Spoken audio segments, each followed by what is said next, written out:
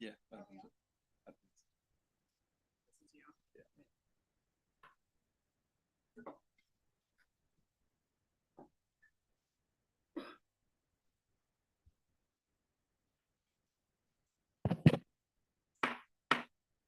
It is 5 o'clock. I want to call this meeting to order. Let's start with a moment of silence.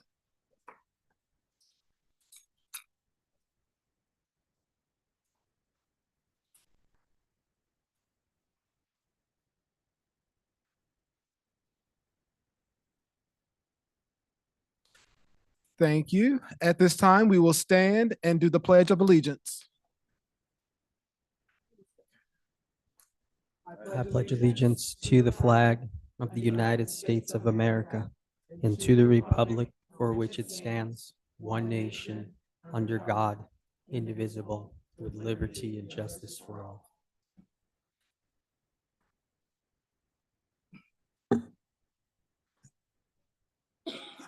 We'll have our clerk to do our board roll call. Yes, Dr. Gurley. Ms. Burns, Here. Ms. Cooper, Here. Ms. Dooley, Here. Mr. Morse, Here. Mr. Meyer, Here. Ms. Richardson, and Ms. Torres. Yes, thank you. Thank you. All right, we are now going to do our annual reorganization.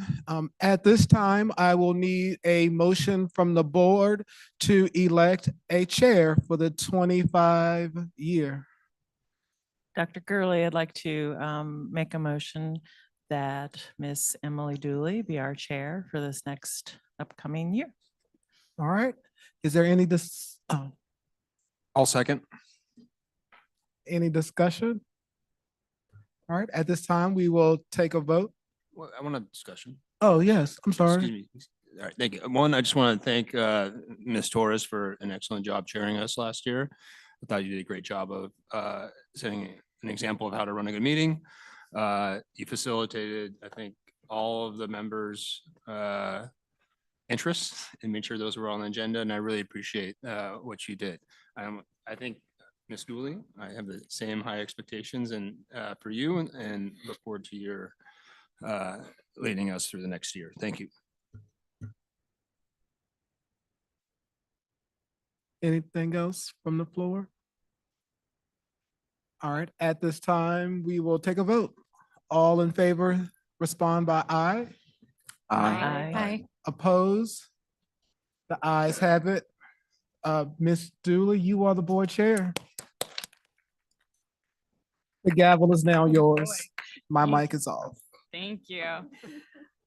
All right, so our next order of business is to elect a vice chair. So I'd open the floor for nominations. Madam Chair, I would like to move that Miss Amanda Burns join you as vice chair for this next school year. I'll second. Any discussion? All right, so at this time, all in favor, say aye. Aye. All opposed? All right, welcome, Ms. Burns. I look forward to working with you this year. Next, oh, excuse me, yes. So next up, Dr. Gurley, I'm handing it back over to you. All right, Madam Chair, I would like to appoint Miss Leslie Thacker as clerk and Miss Julia Green as the deputy clerk. Wonderful. So we need a motion to accept those. Yeah, I'll uphold that motion, or I agree with that 100%. I'll second. All right, so all in favor, say aye. Aye. Any opposition? All right, welcome back as clerks, ladies. We're lucky to have you.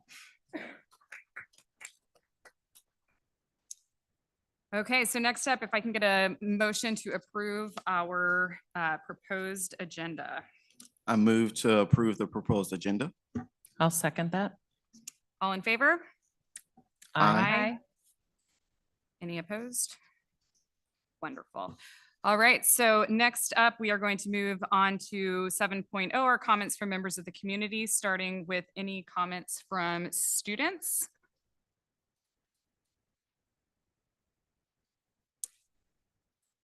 All right, seeing no students in the audience, we'll move on to comments from members of the community. I believe we have two folks who have signed up to speak. Here.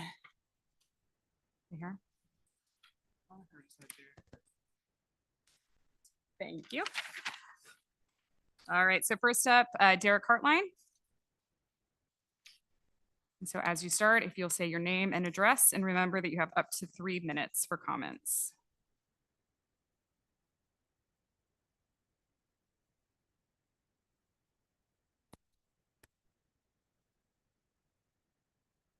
Okay, cool. Gotcha. Good evening, school board members and Dr. Gurley. Derek Hartline, 1517 Antoinette Avenue, lifelong city resident. At the December 19th joint session with City Council, I voiced my concern not only about the standing leaves in the Jackson Via staff lot, but also the overgrowth coming through the fence that catches the leaves and allows them to build up and pile back into the lot. I vowed that evening to do a follow-up at tonight's board meeting. The week before New Year's, the grounds and lots were cleared of leaves as they are annually, but hopefully next fall, they will be picked up in the lots more often and not just at winter break as the leaves start falling at the start of October. Unfortunately, the fence line was never touched and many leaves are still hung up in the overgrowth that now is covered with snow and ice. I'm sadly disappointed that even after pleas were made for safer conditions, that the overgrowth remains. I can't bear to see another situation like what happened on November 25th happen again, where multiple cars go up in flames because of something that is completely avoidable. I have often lived by the quote, if you want a thing done well, do it yourself. Once the snow melts, I will take it upon myself to clear the fence line in the name of safety, as it must get done and done well. Years ago, I took over maintaining both interior courtyards at Jackson Via because the crew the city sent to do it were damaging the turtle shells with their string trimmers. Ever since, the turtles have been able to live a very healthy life as a result. My hopes and intentions are for the same to happen with the cleared fence line, where staff feel both comfortable and safe to park their vehicles at work and not have to fear that something bad like a leaf fire may happen again. Thank you so much for listening to my update and my plan to help resolve this ongoing problem. Thank you, Mr. Hartline. Next up, we've got Chuck Moran. Wonderful. Anyone else in the media center wishing to give public comment? All right, seeing no takers. Is there anyone? It's a quiet crowd in the Zoom room as well. All right, so moving on, 8.1, our Charlottesville High School Student Representative Report. Welcome back to school today. Ms. Hudak, if you'd like to give us your updates. Thank you. Good evening. I hope you all had a restful, snowy break. I received a lot of, is that a good? Okay. I received a lot of positive feedback on behalf of the CHS student body. Students are pleased with the smoothness of this year and connect the efficiency back to the no phone policy. Although this isn't a new implementation, the process of involving CSAs in the collection of phones has made a huge impact. Students feel this has allowed them to focus and have noticed significantly fewer conflicts. I also got the chance to speak with a Buford student, and she said the system at Buford seemed to be working great as well. Students would like this to continue into the next school year. Recently, personal devices have been removed from the Wi-Fi. Students are curious as to why this is and if this will continue into the next year. Students who are currently taking AP Biology say the class is going well, but highly request a teacher for the students taking the class next year. They would also like to know in advance if the class will be virtual with an online teacher like it is this year, or if there will be a teacher and a class in person before they sign up for the class. Students ask if there will be any changes made to the lunches next year, as students who are athletes and/or rely on school lunches don't find them to be filling or nutritious options. Along with that, the senior class appreciates the trust and ability to let us go off campus for lunch and would hope that would be passed on to the next class. Students enrolled in the art classes at CHS would benefit from and appreciate an increase in the funding for the arts. It's been requested that the classes have cameras for the students who need to upload pictures for their college portfolio and also for underclassmen trying to build a portfolio. As a current student in art myself, I have had to bring my materials to school as there are either not enough supplies or the supplies aren't high quality. I'm fortunate to have the ability to bring my own art supplies, but I know that's not the case for everyone. Overall, students are content with their year so far and feel the school system is more cohesive and meets a lot of needs. They appreciate being listened to and the opportunity to have more student body involvement. Thank you for your time, consideration, and the opportunity to speak on behalf of my peers. Thank you, Ms. Hudak. Next up, 9.1, we have Ms. Chuck with our Johnson Elementary Energy Star recognition. Good evening, and I am really just here to introduce two colleagues from the city of Charlottesville, Mr. Kirk Vizier and Jill Greiner. Thank you for your time today. We wait till I guess our slides come up, but we've got a presentation today. We just wanted to actually bring your attention to the Energy Star Award that Johnson Elementary just received. This is actually a pretty large thing that we try to strive for in the sustainability space. It proves that the facility has been operating efficiently for the past 12 months. And every year you could go back and actually apply each year to get an Energy Star certification. We were able to apply back in in November. And in December, we learned that it did receive the Energy Star score certification. The score was a 75. And just to give you a little bit of background, a 75 it's on a scale of 1 to 100. 75 actually means that it's performing in better than 75% of the schools across the nation when it comes to energy performance. So when you achieve that level, you can actually start to apply for a certification to show that you've actually achieved that. You've actually had it reviewed by an outside data verification professional engineer, and you can show that you're actually performing very well. So it's actually something that we can put at the school and show that that's had some good performance. Another way to put it is that it's basically using 25% less energy than the median school across the nation, so sort of the average schools. So it's using 25% less. And compared to the median school across the nation, it actually uses 88.2 less metric tons of greenhouse gas emissions. So we're emitting less GHG emissions right now because of the good performance at Johnson Elementary. Just to kind of put that in a little bit of a perspective, 88.2 metric tons is equivalent to, have it on the slide, but it's 18 homes electricity use for 1 year. We've basically taken that out of the equation, reduced by that much.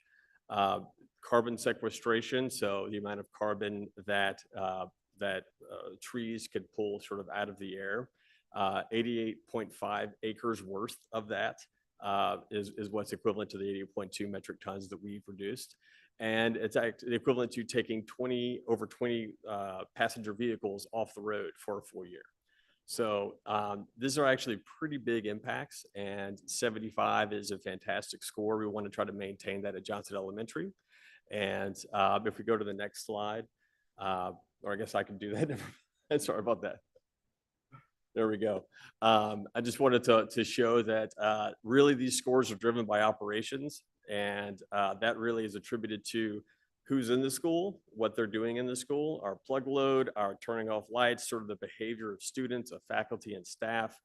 This is showing that we're actually doing a really good job. We're having an impact at that school, and we want to keep trying to promote that. The facilities maintenance team is doing a fantastic job of making sure the HVAC and the lighting is running appropriately. There's a new building automation system at that school, and they're making sure that's dialed in appropriately to run schedules right and make sure we're not running more than normal. So the facilities maintenance team has a lot to do with that as well. So it's sort of the behavior and operation side that come into making sure that we are achieving this 75 score. At the school, we actually received a decal. So on the screen, you can see there's a Energy Star, kind of an etched looking decal. And we're going to put that at the front of the school to show that when you enter this facility, it is an Energy Star certified facility. And we're looking to do that as well for other school facilities as when they become eligible. So we're going to try to keeping those Energy Star scores rising and see what we could achieve. So just wanted to alert you to that because it's a really great achievement for the students and faculty there, as well as the operations team kind of on the back end side of things. And we just want to try to keep up the good work. So we're going to be presenting to actually Johnson Elementary. We're going to be talking to the students at their next school-wide meeting, which I think was rescheduled from tomorrow to next Friday. So we're going to be going to that and presenting to the school as well. So looking forward to it. Thank you. Wonderful. Thank you for your presentation tonight and your efforts. I love the engagement of the students in the accolade as well. And we look forward to continuing to partner with you and your team at the city to bring all of our buildings up to more efficient levels. Thank you. Thanks. Appreciate it. Next up, we will move to adopt our consent agenda. Would welcome a motion to do so. I'll make a motion to adopt our consent agenda. Second. All right, we've got a motion and a second. Any discussion? All in favor? Aye. All right. Next up, we'll move to 11.1, our school name review update.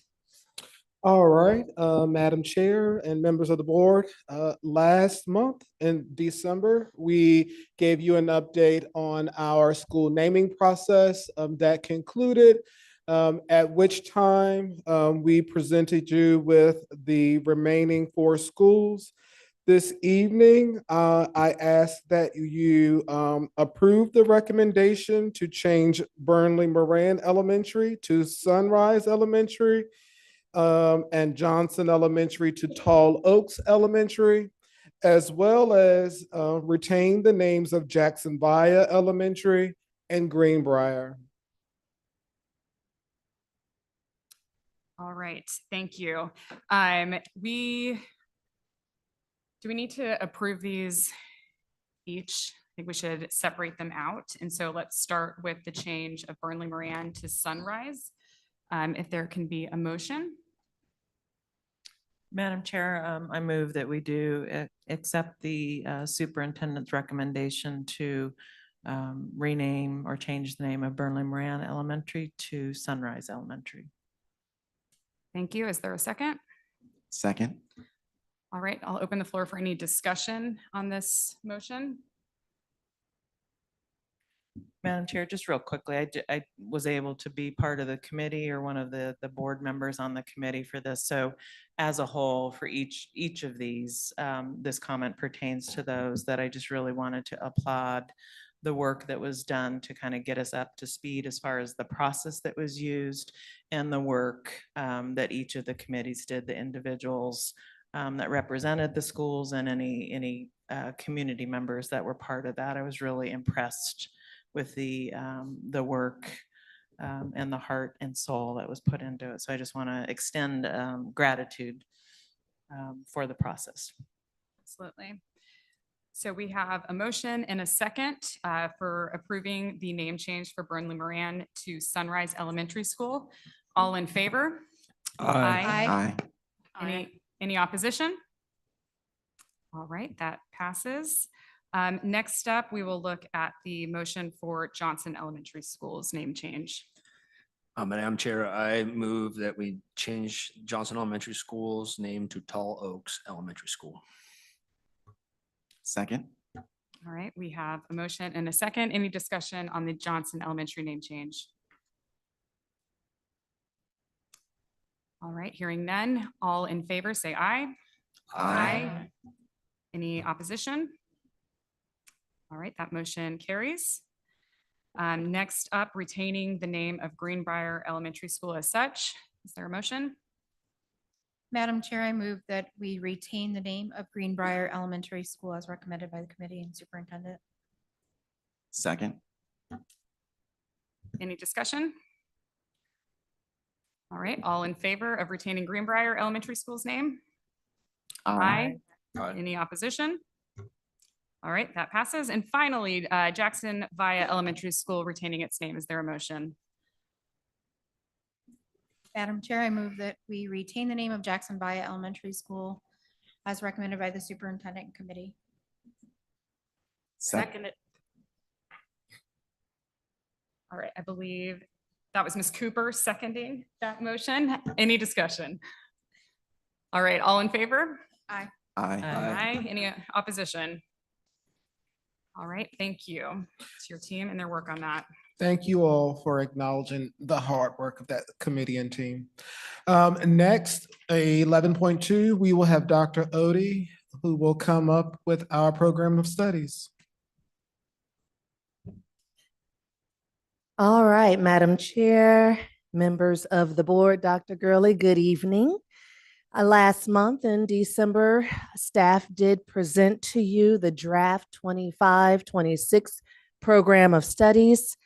Tonight, the superintendent recommends that you take action.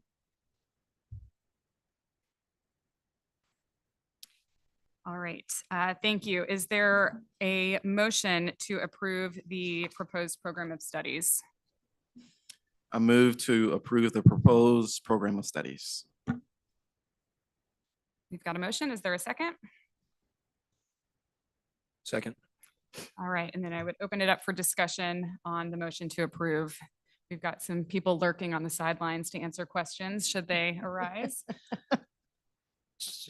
Just a clarifying question again. I think I asked this at the last meeting, but in regards to the engineering program, again, the modifications to the engineering program that we're making will help us ensure that easier staff, among other things. The answer is yes.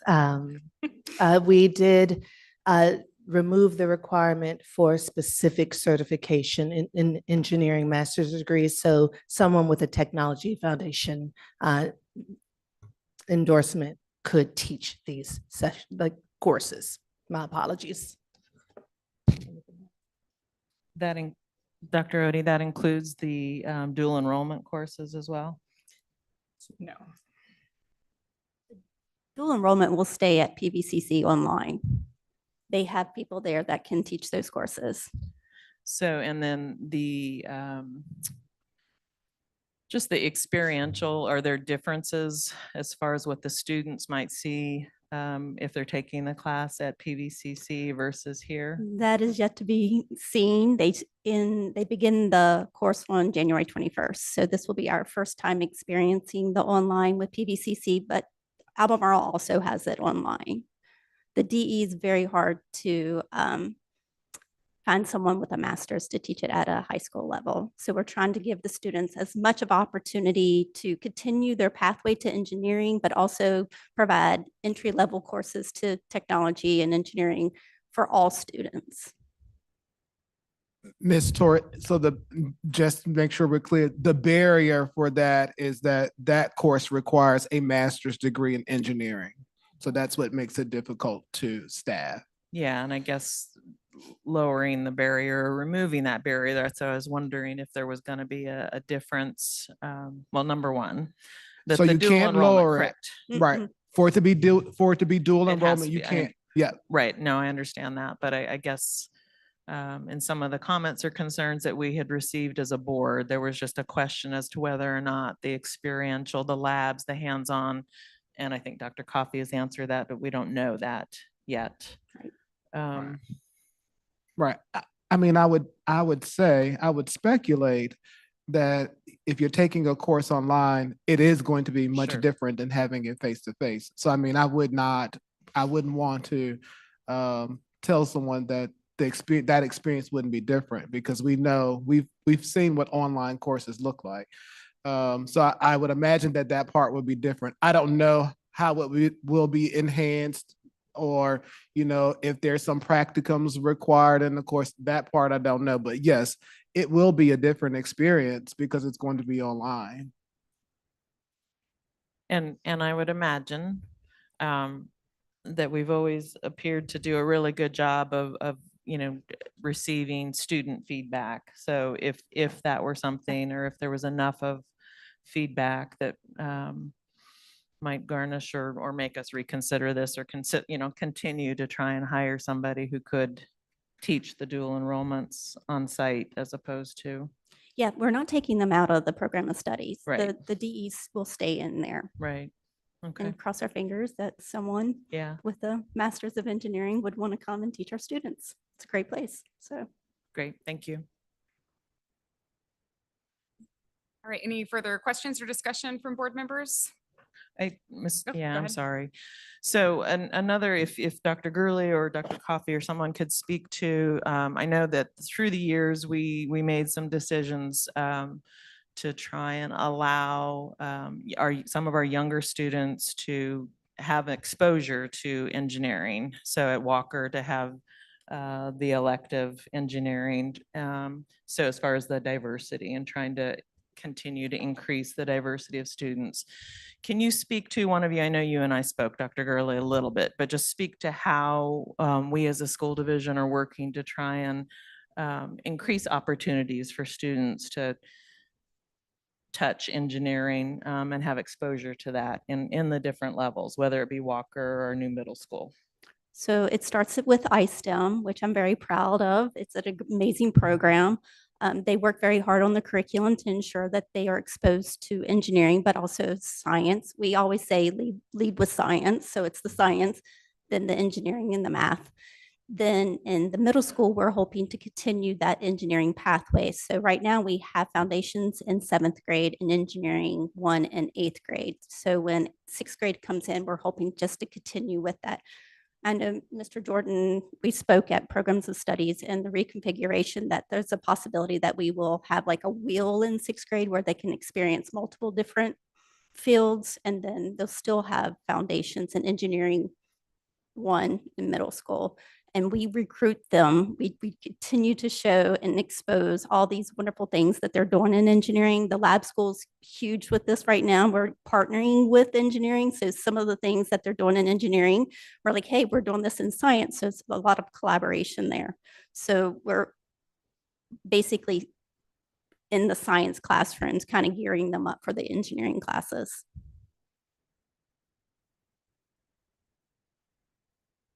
Any additional questions? All right, so we've got a motion and a second to approve the 25-26 program of studies. All in favor, say aye. Aye. Aye. Any opposed? All right, thank you very much. All Thank right. you. We now have our items for discussion. First up, we will have Bianca Johnson. There she is. And she will give us a family engagement update as well as restorative justice and education.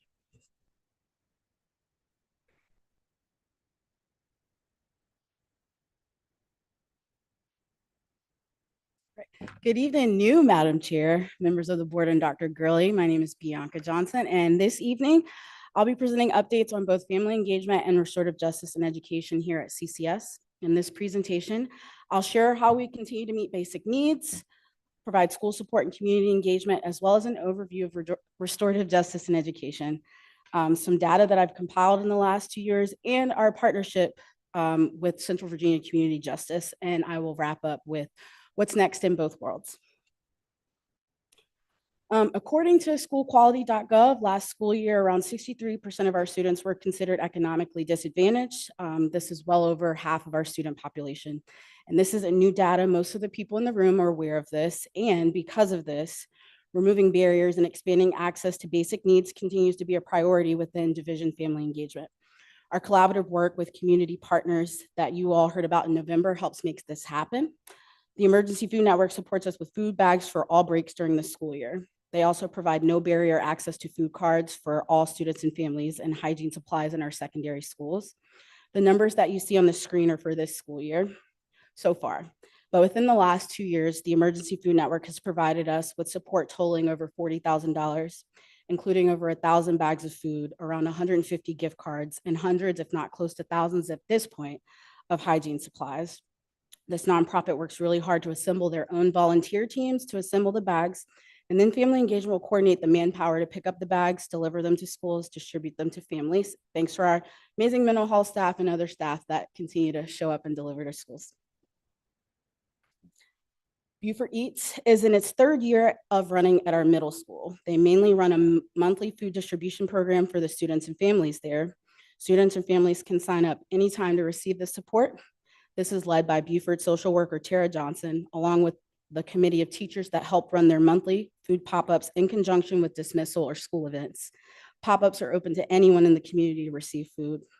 This is in partnership with the Blue Ridge Area Food Bank, who helps us by providing additional food boxes during summer and winter break. It's been a while since you guys have received an update, so you'll see 2 years worth of data this evening. Last school year, we had around 33 families sign up for a monthly distribution. However, with the addition of pop-ups, there was a total of 11,000 pounds of food given out, with over 7,000 of that being fresh produce. This school year, as of early November, we had 22 families signed up. Today, there are 28 families signed up for monthly food distribution. Almost 5,000 pounds of food has been given away, and over 3,000 of that was fresh produce. This team has done tremendous work on top of their already assumed duties to continue this great food program. We continue to meet basic needs with EdZone, our partnership with the Chris Long Foundation that provides essential needs closets in all of our elementary schools. Our 6 EdZone champions in the building work to take requests to get items to families. CLF also supports our school supplies and coats annually. Last year, there were over 500 closet visits total, and just by November numbers, we're already close to 500. One thing that has definitely allowed us to better meet needs in a timely manner is having on-site storage space. Thank you to those that continue to ask and advocate for this. Requests for items to be replenished or to schools can now be fulfilled usually within 24 to 48 hours, which is essential because the access or lack thereof could be a factor on whether or not a kid comes to school that day. Support drives continue to run yearly for our students, and in these last 2 years, Family Engagement has provided over 1,000 backpacks and close to 600 coats. I've also worked to check in and provide support to school family engagement teams as needed through community connections, explaining best practices, and also providing direct family support as needed. Part of the work is coordinating community outreach around important conversations like rezoning or sharing information with families through the Dream Builders program or making spaces for exposure and community at family tailgates. All right, to the RJ world. In the restorative world, the fundamental hypothesis or the big idea is that humans are more happier, cooperative, productive, and more likely to make positive changes in their behavior when people in positions of authority do things with them, not to or for them. Restorative practices aims to develop community and manage conflict by repairing harm and restoring relationships. I think that people generally think of restorative practices or restorative justice in education and assume that it's mainly about conflict. One of my biggest goals in this role is to shift that narrative or belief. To the right on our screen, you'll see a triangle that explains restorative work in tiers, mirroring how we discuss the multi-tiered systems of support or MTSS. Just like MTSS, tier 1 is for everyone and the proactive approach that we want to continue to elevate. It focuses on building and strengthening relationships, and tier 2 and tier 3 are more responsive approaches and focus on harm or reentry back into the school community. My role in this work is consistent of tier 1 capacity building where time allows, but mainly receiving referrals or requests to support students or staff through different incidents and then working through the process. This consists of groundwork, which are individual meetings where I can hear their story about what they're needing, what happened, and what they're wanting to move forward. From there, we'll decide if it's best to bring these folks together to talk about what happened or to figure out other ways to find solutions. During the 23-24 school year, there were over 100 meetings with around 26 staff and about 38 students. Of those incidents, 7 remained in the first phase, or what we consider our groundwork meetings. And this is due to either a non-response from a participant or them deciding that they didn't want to move forward with the process, which is okay because it's voluntary. I facilitated 12 full conferences around 5 community building circles and 15 community concern circles. There were 7 opportunities for professional development for staff and 1 community-facing presentation to share about RJE with families. During this school year, there have been around 31 groundwork meetings so far involving 14 staff and 9 students. We've had 3 full conferences and 3 open incidents still in phase 1, or groundwork meetings that haven't moved forward. There have been 3 community building circles, 4 community concern circles or check-ins, 2 opportunities for staff to be fully trained in Tier 1 practices, 3 sessions offered during professional development days, and training provided to community partners. Last year, we created a partnership with Central Virginia Community Justice, a nonprofit that receives diverted court cases from our local Commonwealth attorneys and works through the restorative process with those involved in the criminal justice system. Through a state grant, we were able to pilot having facilitators at CHS to respond to things in real time. This pilot was during the last quarter of the school year, so for about 2 months, but it's important to see the reach in that short amount of time. The 2 facilitators you see here, Jackie and Catherine, were able to connect with over 50 students and 15 staff and facilitate 7 full conferences between students and staff. Most of their support was provided to 9th and 10th graders. In terms of impacts, in 3 incidents, 3 students felt empowered enough to resolve their own conflict independently and positively. A third of the students built a relationship and wanted to check in with the facilitators post-conflict, and all parties reported an overall general satisfaction with the process and the outcomes. This school year, we've tapped into the facilitators to support Tier 1 training, to help with smaller staff circles, and thanks to more grant funding, they'll return to buildings to continue their support sometime this month. To quickly put those numbers together, this work has supported 52 staff, 88 students, and 19 full conferences resolved in a way that centered dignity of all the parties, the needs of the harmed, and overall better path to moving forward. As the school year continues, so does the work. This evening, I highlighted quite a few numbers for you. And whether we're talking about those or data numbers in our buildings, we have to continually acknowledge that needs are increasing. There is a need for more basic need support, more staffing, more time to provide instruction, intervention, support for staff, students, and the list goes on. With this increased need, perhaps we also need to consider the need for more or different engagement. And so now is the time for questions. Pondering, what does this look like? How can we do this in consideration with staff capacity or family capacity or student capacity? What does universal engagement look like? Based on best practice, what is the baseline for any staff, student, or family? What's going well and how can we sustain that? What does community visibility look like? Where are the places that we as a division can be more intentional about being? Who needs to be there? Where is the space for community and collaboration in all of this? These are not questions that I have answers to today. But I hope through this presentation tonight, you'll see that both family and community engagement and the work in restorative justice is trying really hard to meet the current needs and welcomes feedback and conversations from everyone in this room and beyond, additional community partners and funding as we look towards the future as well. If there are any questions. Thank you. I'll look to my colleagues for additional questions and discussion, but just a thank you to you and your team.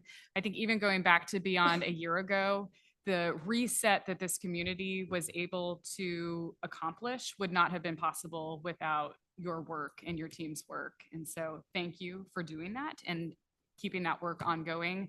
And I think we're all interested in how we can support and expand that work, especially as are we heading into budget season, or we're already thickly in budget season, thinking about how we need to continue expanding on the critical work that you're doing. So I'm going to start on this side with Ms. Hudak, if you have any comments or questions. Not right now. Fair enough. Mr. Meyer? Yeah. Thank you again for, like my chair said, and for all the work, I think, especially again in helping get us to a good spot last year. And then again, I think start the school year strong this year. I see a lot of great outreach here, especially around food, et cetera. And these are meeting essentials for students to be able to basically be able to learn, right? And hopefully again, not go hungry and on the weekends and stuff like that. What I struggle with a little bit is we're an education institution, not a supermarket and a food. So I guess where do you see, do we need to do more of that, or are we kind of bumped up to where you think it's the right level and we're providing the amount of support we need? Yeah. Specific to, again, distributing food. Yeah, and I'm really glad that you asked that question. One thing that I think about often is Maslow's hierarchy of needs, right? We cannot talk about education if their basic needs are not being met, right? And so part of that is that I shared this number earlier in the presentation, that over half of our students are considered economically disadvantaged. That means that they struggle to even have things like food. I don't know if you saw the quote at the Ed Zone presentation, but there were sisters sharing toothbrushes, right? So like these are the needs that we come across. And so when we want kids to do everything that they can in the classroom, it's our duty to some capacity to make sure that those barriers are removed to make that happen. And so when you see these food programs and these food distributions, that's to meet that need so that when they get to the school, they can focus on everything that they need to in that classroom and not worry about their stomach grumbling so they can't focus on what they need to learn. Thanks. Thank you. Ms. Johnson, you and I go back a little bit, and from here, thank you for the work that you've done over the years to get us where we're at, but also have the vision to move us forward and to see where our students and our staff, because we hear you're working with our staff as well, are being met where they are and doing the work. And so thank you. I wonder, as you're doing this work in the community, your team is you, right? And I see you put out calls for help. Hey, we need help delivering this, or we need help delivering that. And when you ask the question about like who's doing this work with you and what does this look like long term, what does the presence in the community look like? I ask that question myself at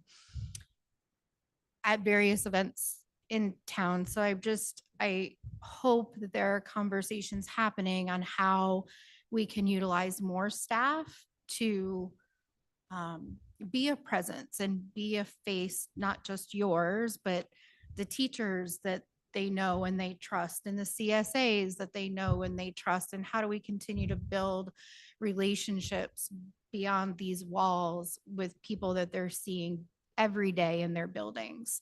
And so that's my thought, is how we continue to do that work with people they know every day.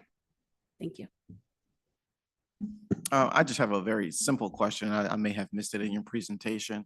Could you define full conference? Like, what does that consist of? Yeah, so the short version of the whole process is I'll get a spiel, or what we call a referral, from someone, right? This thing has happened. It's maybe a few sentences. I don't want a lot of information because I want to hear from the participants, right? I'll ask who was ever bringing me the referral to make sure that they actually want to do this and they're not being voluntold to do this, right? Once consent has happened, then I'll start meeting with people individually. So that's what we call groundwork. Well, they'll get to tell their story about what happened. What are they thinking since everything has happened, and what they're needing to move forward, right? And then I'll do that with all the parties. Usually it's like one or two people, but sometimes it's a group of people, right? And then when they're in a good place, a lot of times people say, well, like, how long does this process take? And I always say it takes as long as it takes, right? You can have as many groundwork meetings as you need to be prepared to come forward with the people that you have harmed or been harmed by. And so the full conference looks like the person that was harmed, the person that caused harm, or if there's a group of people that all need to come together, it's everybody at the table, where everybody gets a chance to talk about what happened. What were they thinking at the time? What have they thought about since? And what are they needing to move forward? And each person will get a chance to kind of share those things. And then from there, we move in towards what we call the problem solving process, or the agreements phase, where that's where they get to decide, okay, I'm going to do this, or I'm going to not communicate with you during this time, or this is how I'm going to communicate, or this is how our relationship is going to look from this moment on. And if people want a written agreement, it's not a legally binding agreement. It's more of like a good faith agreement. And sometimes that's helpful for like admin, right? Of like, these students talked about this, this is what they've agreed to. So they've got that to go back to if something else happens. And so the last part of the conversation is, okay, this is what we've agreed to. Do we see anything that doesn't look good to somebody? Do we see any barriers to maybe like doing what we said we were gonna do? And then from there, I kind of let them go on. I'll give them about 2 to 3 weeks where I'll check in to say, hey, this is what you've decided on. How are things going?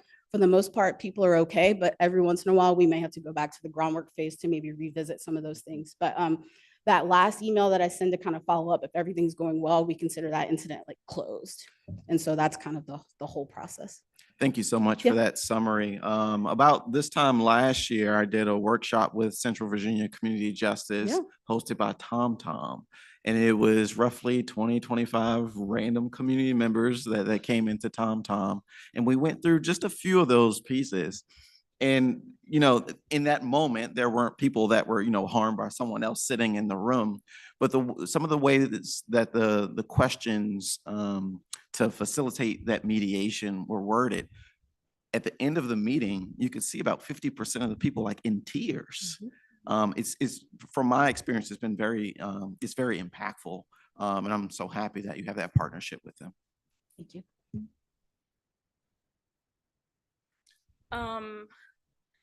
Thanks for the presentation. I think that I would say I've been a privilege to like being a part of like the restorative justice work. And I would agree with Dom. Like when I left, I think Emily was there as well. You wanted to, once we were finished, like you wanted to hug the person next to you. And so I think that work is important. But I also think that the work of like basic needs being met, we expect our kids to come to school, but we don't know what's happening behind the scenes. So I love the fact that we're able to provide these services. I've seen, food insecurities in the community. I've seen not having the basic needs met. And so being able to provide that in our schools warms my heart to know that, it's an opportunity if a family is struggling that they can come and get food and that their basic needs will be met. And I think that's what community work looks like. And I think unless you are doing all of the things to help our children thrive, then we're missing the mark. So I appreciate that.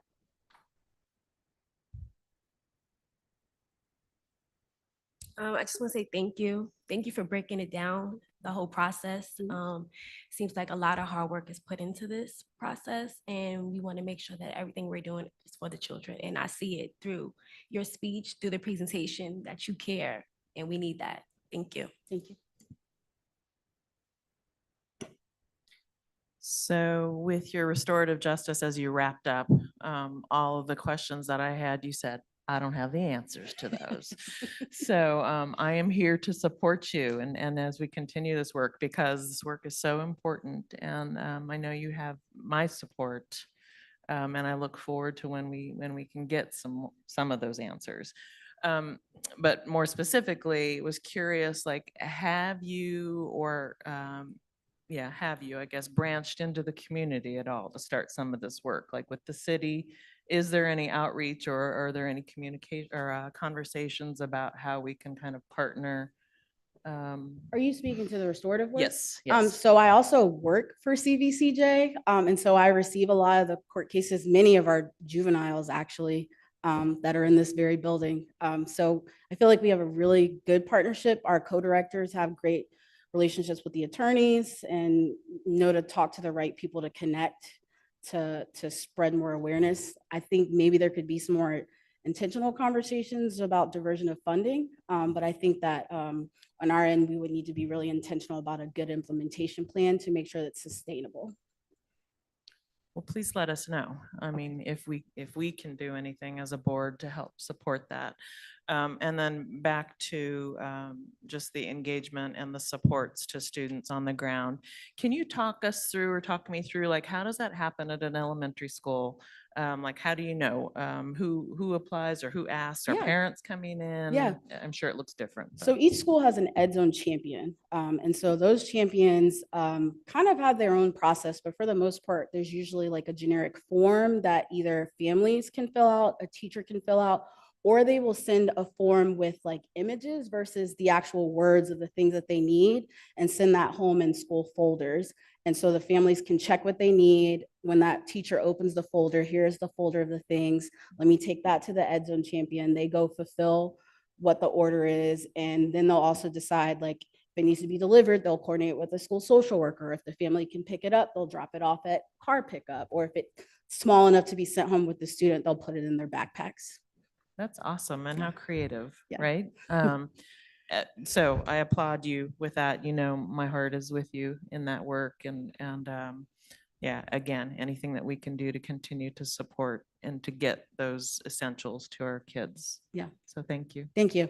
I also just want to say one more thing. I know, Ms. Burns, you had asked, mostly my work is by myself, but I do want to credit my supervisor, Dr. Johnson, who also jumps in when she can to help as well. So yeah, we do what we can. Thank you.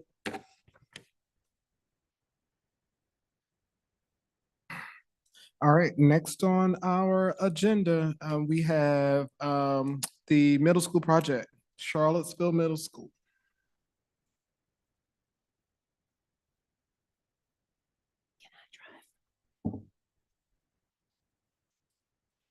Good evening, Madam Chair and school board members and Dr. Gurley. I'm excited to share this update. This is always a great project to talk about.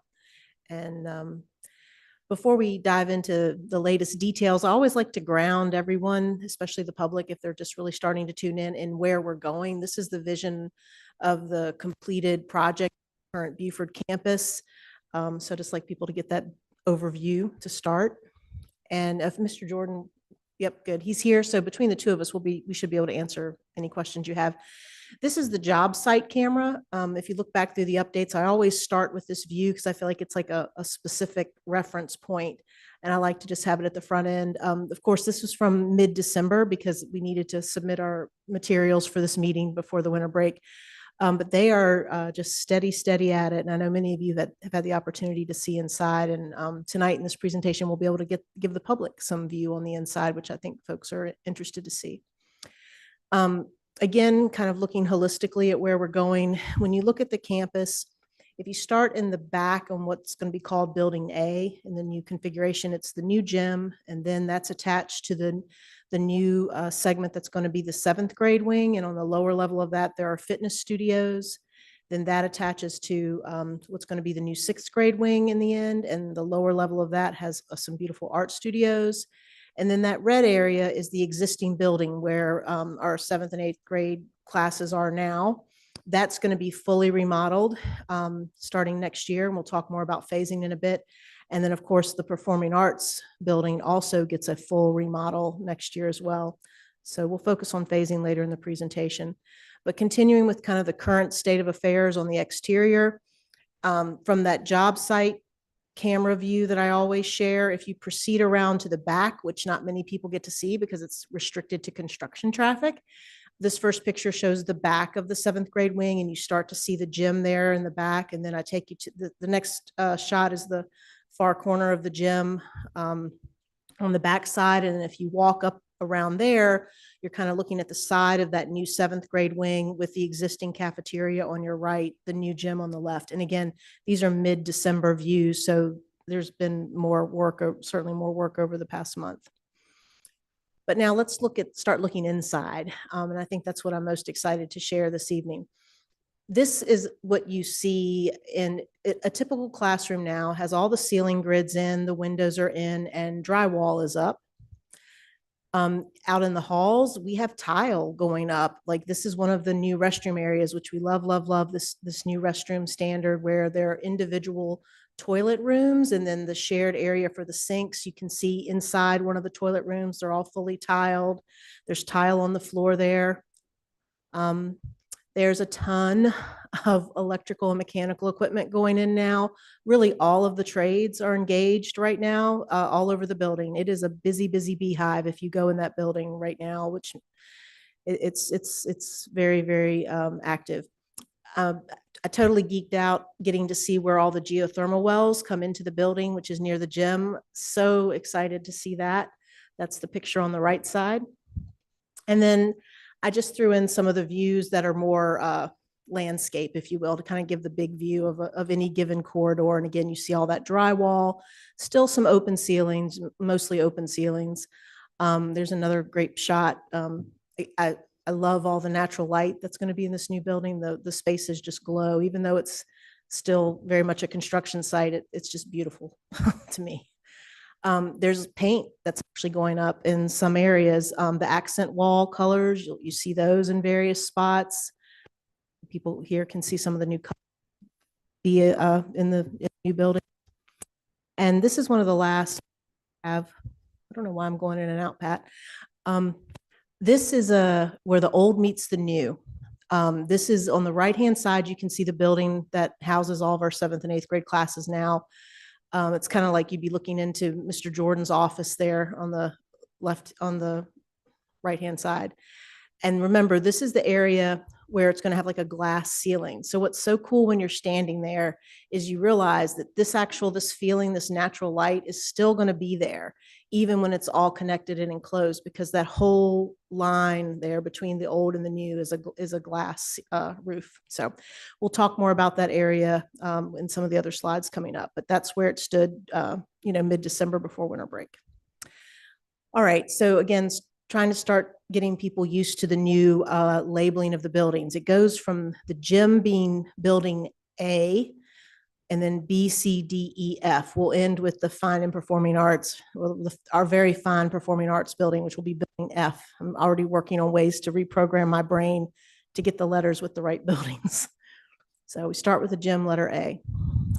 This is the phasing, and all of that kind of coral peach color, A, B, and C, that's the new construction that's underway right now. And it is 2025. I have to remind myself of that every time I write a date right now.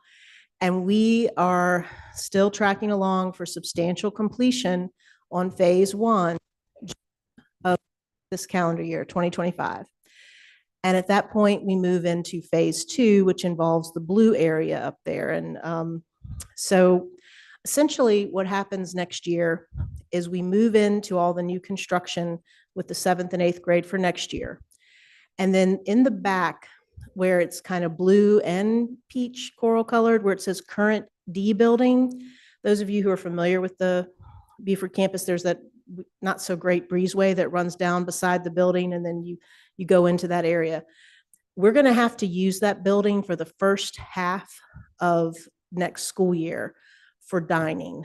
And I'm going to explain all of that in more detail in a minute. But the areas that are grayed out, that's where the construction moves into this coming summer. So I want to talk more about the logistics for next year so people can start to wrap their heads around. Sorry, was it because I was touching it? I don't know. I had my hand beside it. Okay. All righty. So you see Cherry Avenue there at the top, and then 9th Street down the side. Next year, when students return for the fall, the parent drop off and pickup is going to be what's now the bus loop. So we're going to want all car traffic next year to enter and exit on Cherry, okay? Because when we get into renovating the existing building that we're using and the performing arts building, even that parking lot is going to be taken up with that work. So parents driving to Beaufort will come in and out on Cherry and use the loop. For our staff and our buses and our food deliveries and our trash service and and of course the construction traffic, that's all that should be coming in off 9th Street. Staff will have tags, and when they come in off 9th Street, they're going to proceed down to the new parking lot that's down below the gym. And for the interim year, we're also going to not complete the basketball court area. We're going to have that kind of lined off with some temporary lines, and that will be additional parking. The contractor and the city have done some counting, and supposedly we're going to be losing 52 parking spaces, but gaining 69 down below, including using the basketball court, what will eventually be the basketball court area, as temporary parking. So our staff will have tags, and they will come in off 9th, and they'll proceed down to that parking area. And then they will exit at the end of the day out towards Cherry, just like a bus will. Our buses next year will start coming in on 9th Street and using the new bus loop. So the buses will be looping out that way as well. And we'll still have to get food deliveries off that entrance. Trash service will still have to come in off that entrance. But that's really, the 9th Street entrance should really just be those things. Other logistics for next year. So I already mentioned the current A and B buildings are not available, the main building and the auditorium building. Our new gym is open. So let's just take a moment to appreciate that. We will no longer be limited to just having the boys and girls building, which we've been so thankful for that partnership so that our students had some gym space, but it's going to be great for the students and for the health and PE department to have the new gym. The fitness rooms will not come online initially as fitness rooms. The fitness rooms are where we're focusing our performing arts classes. They're large spaces. We're working through those details with that team, but Mr. Jordan is doing a fine job of laying out what we can do. So kind of the fine art, the performing arts is sort of like the health and PE team has been. You know, they have to kind of make the sacrifice for next year in order to get their wonderful new spaces they'll be moving back into the following year. 7th grade moves into their new space in what is the new B building, and that's where 7th grade's going to stay.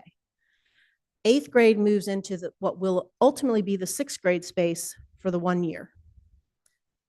The library area for next year will be in that lovely glass topped area, sort of in the corridor. We're going to bring in the media center shelves that are on wheels or mobile, and again, Mr. Jordan's doing a great job working with the teacher for that area to make sure that we will, there'll still be library services, but it's just going to be kind of in the corridor area. And those shelves are very mobile, so they can be pushed up against the wall at the end of the day or whatever we need to do. But that plan is being worked out. And then other offices and educational spaces in the new building they're going to be people are going to be in different spots than where they will land permanently when we get all of our space back. And then the other big change is the dining situation, because they can't complete the whole dining area and the kitchen in a summer. So we will get it back by winter break. But for the first half of the year, it's going to be like what we do for Jackson Via now. Those of you who don't know, Jackson Via doesn't have a kitchen either. Food is prepped here at the high school and delivered. Mr. Jones and his team are geared up. We will be prepping the hot food and it will be delivered to the Beaufort campus, where there's some temporary construction that's happening in the D building. There's going to be some classrooms and some masonry work. So you'll enter into what's now a classroom, and then you'll go out through another classroom. And we're putting water service in for the serving lines, and everything's going to be up to code for food service. But we're obviously not installing a full kitchen. And then we also have a guarantee from the contractor. They'll have a covered walkway from the new construction to get into that building, as nicer than that breezeway that goes back to the D building currently. And then there are some opportunities where outside of like that art studio and the fitness studio, there's some new like terraced areas where we could have maybe some outdoor dining on nicer days. So we'll hope for that. And then we're very excited that during winter break, we will transition into the new kitchen and cafeteria area, and then the D building goes away. So they will get into the new kitchen and cafeteria for the second half of the next school year, but that first half, we're going to be working it out in that what's currently called D building. So looking ahead, I want to show folks where we are with our interior concepts. A lot of the finishes have been selected and stuff. They may not be all exactly final in these pictures, but these are good representations to give folks an idea of what things will be like in the new areas. These are new classrooms. They're different types of desks depending on whether it's science or a makerspace type room, or some of them are what they call that thumbprint, which is the curved, and some of them are the square desks. But regardless, everything is very movable and flexible to facilitate collaboration. All of the learning wings have breakout spaces, and there's different colors that sort of designate. So like that blue, I believe, is 6th grade, green is 7th, and then that reddish maroon color is the 8th grade. Again, lots of movable pieces to allow folks to gather in different ways. These are some more breakout areas. The one that's at the top, you can see one of the new murals that's going to be coming in, and that's looking at you have these, I think they call them story stairs. They're gathering places that are common in more modern schools. That's a fitness studio there at the bottom of the stairs. And then this other breakout area just shows the type of spaces that will be at the end of some of the halls, where folks can gather in a small group. This is that area from that photo where Dr. Gurley was standing with the glass ceiling. Like, you see the natural light just pouring in.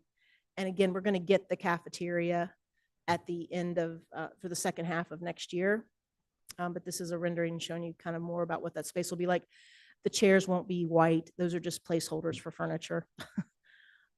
This is an example of the LEAP classroom and a sensory space. We have some really great spaces, very intentionally designed with Rachel Rasnick and her team for our students with different needs.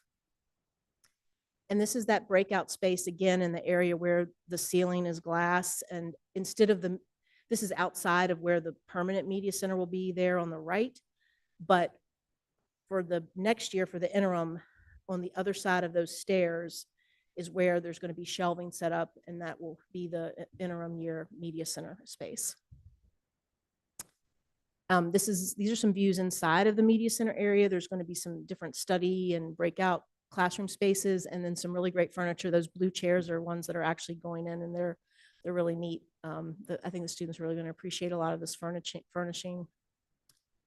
And then the dining area is really going to be nice. There's going to be different types of seating. We're going to start to bring in the orange color for the new mascot because that terrace overlooks the gym. We'll still have the dining terrace with picnic tables. And this is a look at the office area when you come in. Again, those furniture selections don't exactly show the final. I believe, and there'll be more about this later, but the whole desk at the front is made out of from the wood from the tree, the oak that was taken from Buford. So that's where they, I believe, are using that wood. So I'm kind of ending where we'll begin, so to speak, because I believe that's my last slide of the interior views. But I thought this would be a good time to start giving people that vision of how the whole design comes together. Those aren't final renderings, but they give people that feeling, and they certainly get me excited. So happy to answer questions, Mr. Jordan. I'm sure he is as well. Anything I've left out that you want to comment on? All right, Ms. Torres, do you want to start with any questions? Ms. Richardson? I just want to know where the mirrors are going to be in the bathroom. Mirrors. So like what we have on the B Commons, we have to find places on the walls that are near the sinks in that general area. Typically, that's where mirrors will go. Ronnie, do you want to comment on that? We haven't specifically placed them at this point, but usually like at the end spots, where those sinks are, there's usually like some pillars. There are opportunities to put mirrors in places like that. Okay. That's my only question. I had a chance to take a tour a couple weeks ago. I don't remember the exact date, but just excited to see where it started and how it's come along. And I think the kids that are going to be able to have their first year there is going to be really excited about just the open space, the classrooms, the amount of lighting that comes into the building. And so I'm just excited for what's to come. Yes, absolutely. And we toured on a pretty overcast day, and being in there is pretty amazing. And so I think, what I would ask of my colleagues and our community is we just have to continue to beat the drum for investing in the physical spaces where we send our students. I'm speaking before you, Mr. Meyer, because I know you're going to take my words. But this is where we want our kids to be learning. This is where we want to be sending them. And so I think we need to just not, be done when the building is open and we've got students attending Charlottesville Middle School. We have to continue asking the city to invest in our physical spaces, because all of them need to look like these images do. And going back to Ms. Johnson's presentation, the basic needs space that's in the middle school also, you didn't have a picture in there, you can't capture it all, but is another incredible space that's a dedicated space for providing services and dignity to our families and students, where we're kind of makeshift closet space is what we're using now in some of our buildings. And so, yes, so thank you, Mr. Jordan. Your task of handling this transition is immense. That's a huge lift. So thank you. Ms. Burns. Yeah, thank you. I too was on the tour. So thank you for that. Mr. Jordan, thank you for leading the work there every day. And Ms. Powell, you and your team for everything you're doing. This is a huge, heavy lift. And to be on task and on budget and to do that work is tremendous. And I will echo Miss Julie. Every student and staff in the city of Charlottesville deserves a building that looks like this and promotes learning in an environment that is safe and comfortable and clean. And just really excited about the work that you're doing there. So thank you. Thanks, Ms. Powell. Mr. Jordan, the prize at the end is a nice new school building for yourself, so please keep with it. Ms. Powell, it looked like you took a picture from a live building cam. Is that like a tab that you have on your screen that you look at every day? I don't look at it every day, but there, the project team, I don't guess you probably don't need that, but I'm one of the users who's authorized. It's a Nielsen system that I can look at and grab images from. They gave me access in part so I could provide these updates periodically. So it's where I grab a lot of the photos from. Some of them, like the geothermal wells, and when I was in there with Dr. Gurley, I took those pictures, but usually the photos you see are images I grab from their job site where they track the progress. It would have been fine if you said, yeah, I'm looking at it every day and keeping them all accountable. Oh, yeah.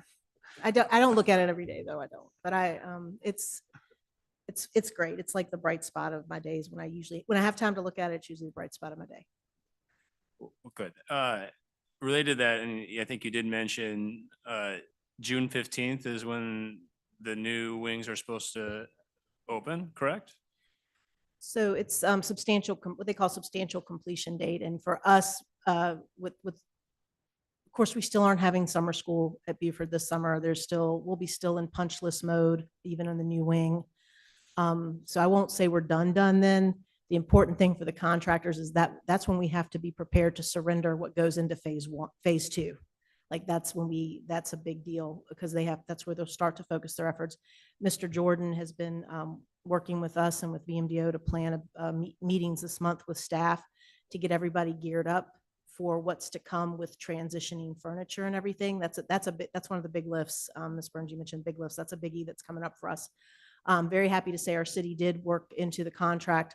We have large containers coming. We're going to be able to donate a lot of the whatever's good that we won't be needing in our new space, but would be welcomed in some underprivileged places outside of the US that are working to build schools.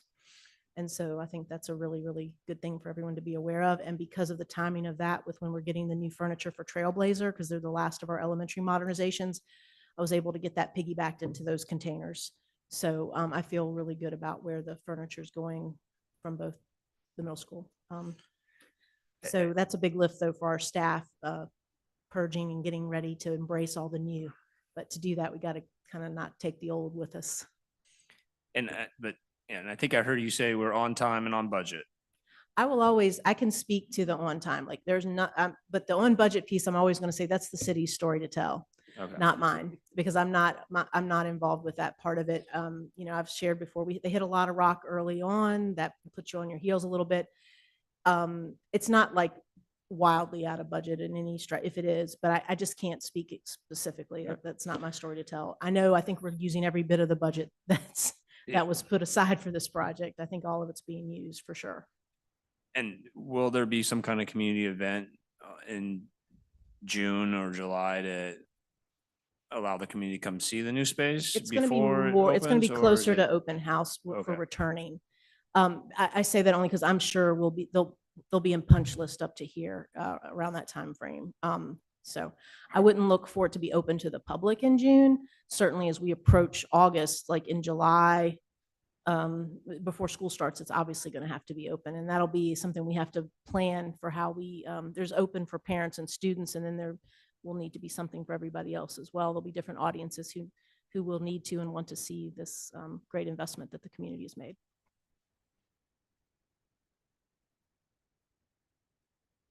I just wanted to say that sounds so cool. And I'm jealous that I'm graduating and I'm not going into middle school because that's so exciting. And I think it's going to be really well received from all the students. And I'm sure they appreciate this a lot.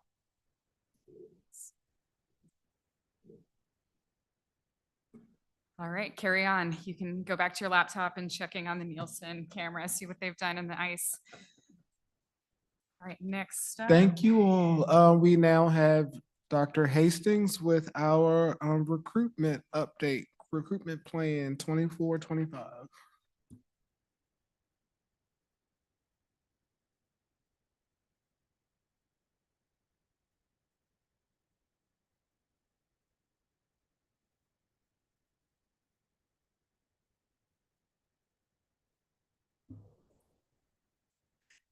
Good evening. Madam Chair, members of the board, my favorite member of the board, former Walk Wolverine, Ms. Hudak over there. It's great to see you in this new role. And of course, Dr. Gurley, good evening. I think I know all of you, but I'm coming to you in a new role. I have a very long title, Administrator for Human Resources and Student Data. And a portion of that role is around recruitment and retention. So I'm here tonight to talk to you about recruitment and retention. And I am here on behalf of Ms. Lewis, our Human Resources Director, and the other two members of our amazing Human Resources team. I do not do this alone. I'm just the messenger tonight. You received a written report in September that gives you the details about things like demographics, rates, hiring rates, retention rates. So that's really where you would find the great detail in this. That's not what we're here to talk about tonight. We're going to start a little bit with where our current openings are. I'm going to move into what our retention strategies are, and then I'll switch over to what we're doing to recruit our next generation of teachers. Let me just play with this microphone for a second.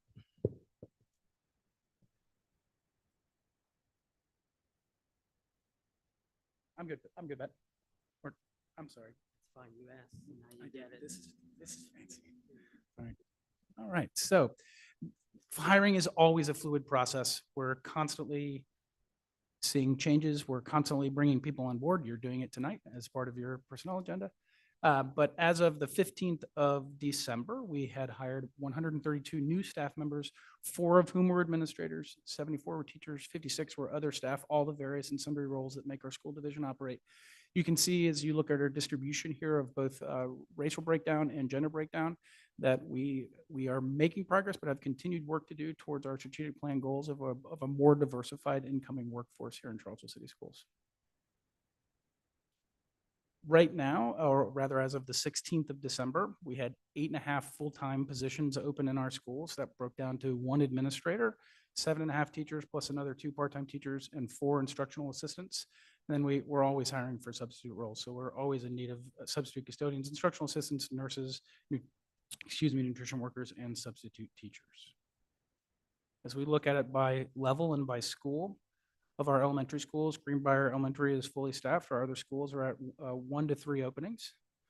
In our middle grades, Walker fully staffed, Buford at 3 openings, CHS at 3 openings, and then Lugo McGinnis Academy and K-Tech fully staffed. Last year, Josh Herndon, who was in my role previously, came and explained to you, or I think believe presented to you, the Joint Legislative Audit Review Committee's report on Virginia's K-12 teacher pipeline.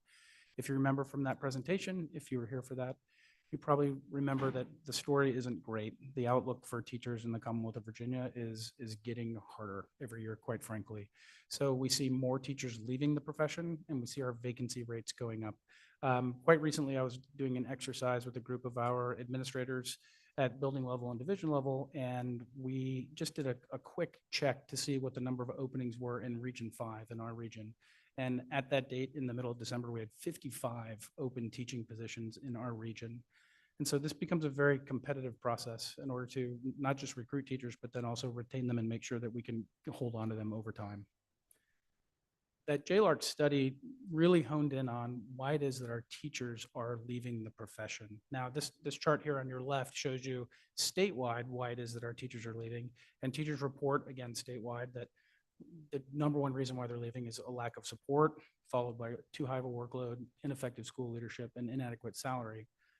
Then let's take a look at what it looks like here in Charlottesville. So last year, when we checked with our staff as they were on their way out, we saw approximately 40% of, or exactly 40% of our staff were leaving for a new opportunity. I think that speaks pretty highly to what's going on in our region and the number of openings that are out there. Right now, as we work to retain teachers, there is a constant, ever-present need for teachers in every district in our region, which means that if we aren't working to retain them, someone else will be working to hire them. But we see a number of other reasons up here, 10% unhappy with school leadership, but about a third of those, from non-renewal to relocation and retirement, are really not the area where our focus is going to be. We can't do much about people who are moving away, and we encourage people to retire when they get to that age.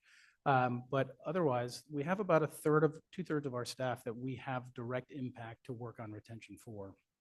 In our current year, the number is pretty small, so the percentages don't tell us much. But we can see that 5 out of 7 of our folks have left us due to personal reasons, due to health or family reasons. And so this remains a stressful, difficult profession, and it remains an ever-present workload in front of us to ensure the retention of our staff. Looking at those big state numbers, we can connect those to the work that we're doing here in Charlottesville. First and foremost, support for teachers is directly addressed by our strategic plan priority 3 for supporting our staff. Fully 1/4 of our strategic plan is focused on supporting the staff who are in our schools. You approved for the coming calendar 2 mental health days, hoping that that will have an impact on retention. Everything that we do in our work has the potential to impact people's decisions to stay and continue to contribute to our school division.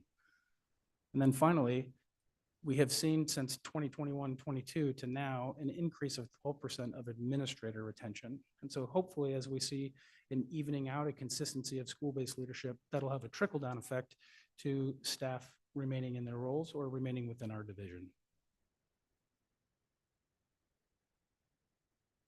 Here we see since 2018, 2019, since that school year, our retention rates. Retention rates are measured against the previous school year. So when you see that bottom line there for 2024, 2025, that means when we started this school year, we retained 82.11% of our staff, 82.81% of teachers, and 86.21% of administrators. All of these are interconnected roles. So the greater degree we have of retention overall, the better chance we have of sustaining retention in each of our roles. As a former school administrator, I have a pretty strong opinion on the impact of school administrators on the retention of teachers and staff in schools. And I'm proud to see that number increasing from where we were in 2021 to where we are now. I do believe that's going to have a significant impact on retention of staff, not just teaching staff, all staff within our sites.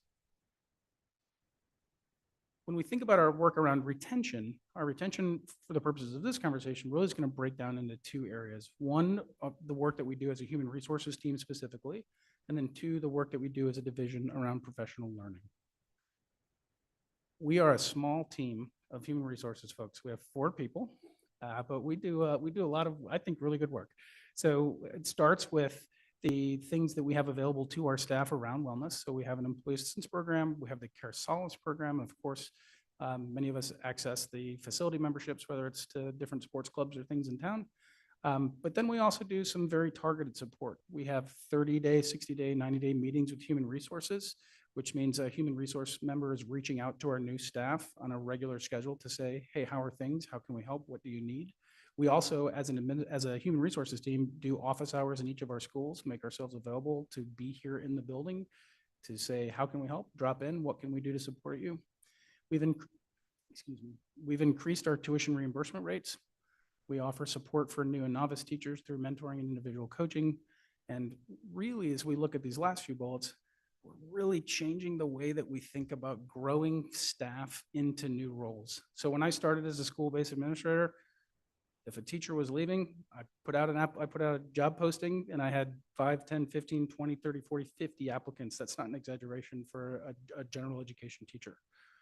We don't have that luxury any longer. And so we have a very specific need.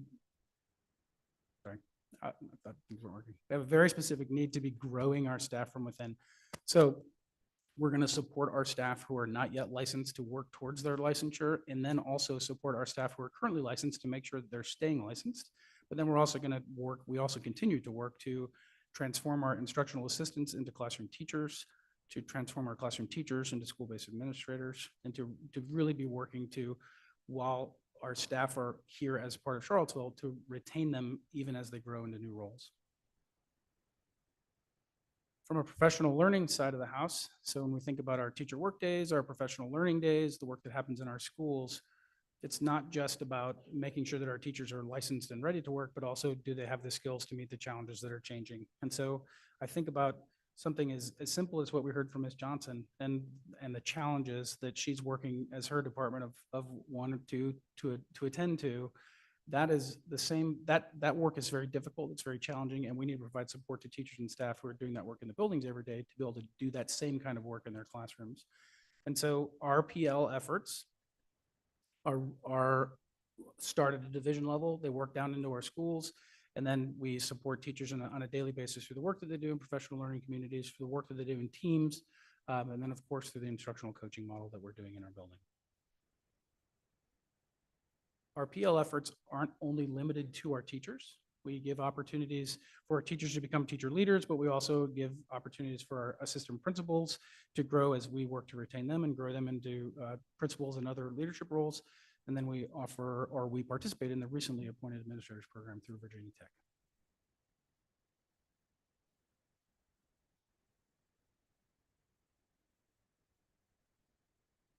The work of teaching is really hard, and it comes out in that JLARC study. And it's not getting any easier. And we have a real need, a real significant need and focus to be supporting our teachers at their most important work, and that is around instructional support. So we start with our novice teachers and make sure that our novice teachers have mentoring and individualized coaching.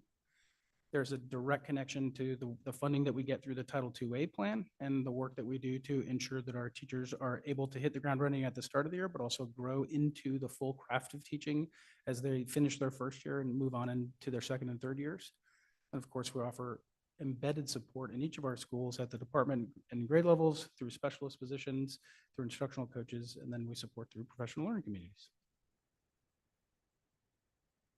Our recruitment season is just about kicking off. So here towards the end of the month, we'll start moving around the state and really around the region to be engaged in in-person recruiting. That means that we're going to career fairs, we're going to different events at different schools. On the right, you can see these are all the schools that we're planning to go to. Actually, we've added a few more in the last couple of days. So that's sending representatives from Charlottesville City Schools to these locations to meet the people who are coming out of education programs or other programs to work into our schools.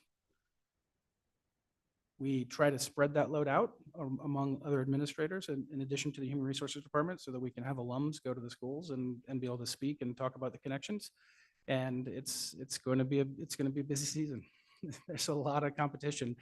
I was surprised, it's my first year, so I don't have a year to compare it to, but I was surprised that just about every one of these sold out in about 48 hours. So these aren't just open, I mean, they don't have limitless space. So this has been a very competitive market to get into and then make sure that we have a table and we can conduct interviews, and that timeline's getting tighter and the stakes are getting higher.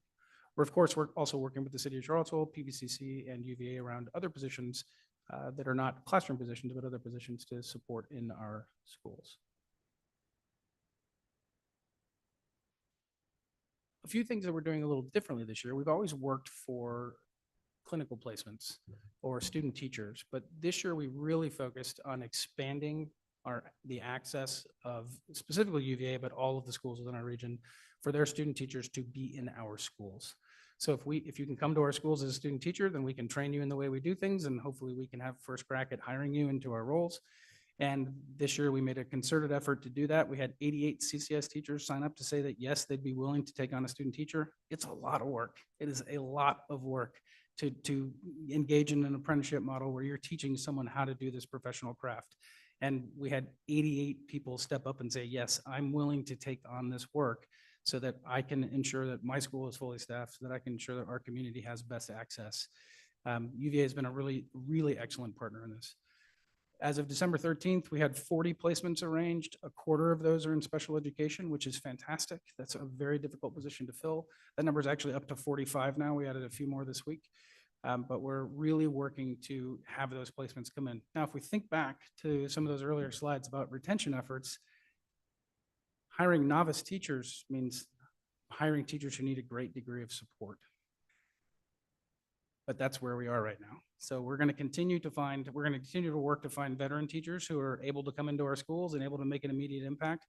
But there's also a really awesome opportunity with UVA here as our neighbor to be able to take on those students also and grow them. As I often remind principals, or I actually asked a group of principals recently, would you have put in the work to make you the teacher that you became? Because it's a lot when you start in that first year. I would not, I'd love to have my first group of students back. Put it that way. We're also engaged, we've submitted as part of the VDOE Alternative Route to Licensure program, we've submitted an application to join into this program. This is a new initiative at the state in partnership with iTeach.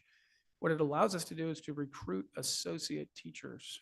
Associate teachers are those folks who hold a bachelor's degree, are working towards licensure, but are not yet eligible for licensure. They have to be eligible within a year. We're hoping to get 2 people through this program, but at our recent Human Resources Administrators Conference, this was a big topic of conversation that as a state, we're looking at more and more ways that we can get people through non-traditional routes to come in to work in our schools, because that's the nature of staffing right now. And again, if teachers who are coming out of a teacher preparation program as novice teachers need a lot of support, so do teachers who are coming to us as associate teachers. And so it's incumbent upon us as we look at both our strategic planning, but also our efforts around human resources and professional learning to make sure that we have the support for these folks when they come into our buildings.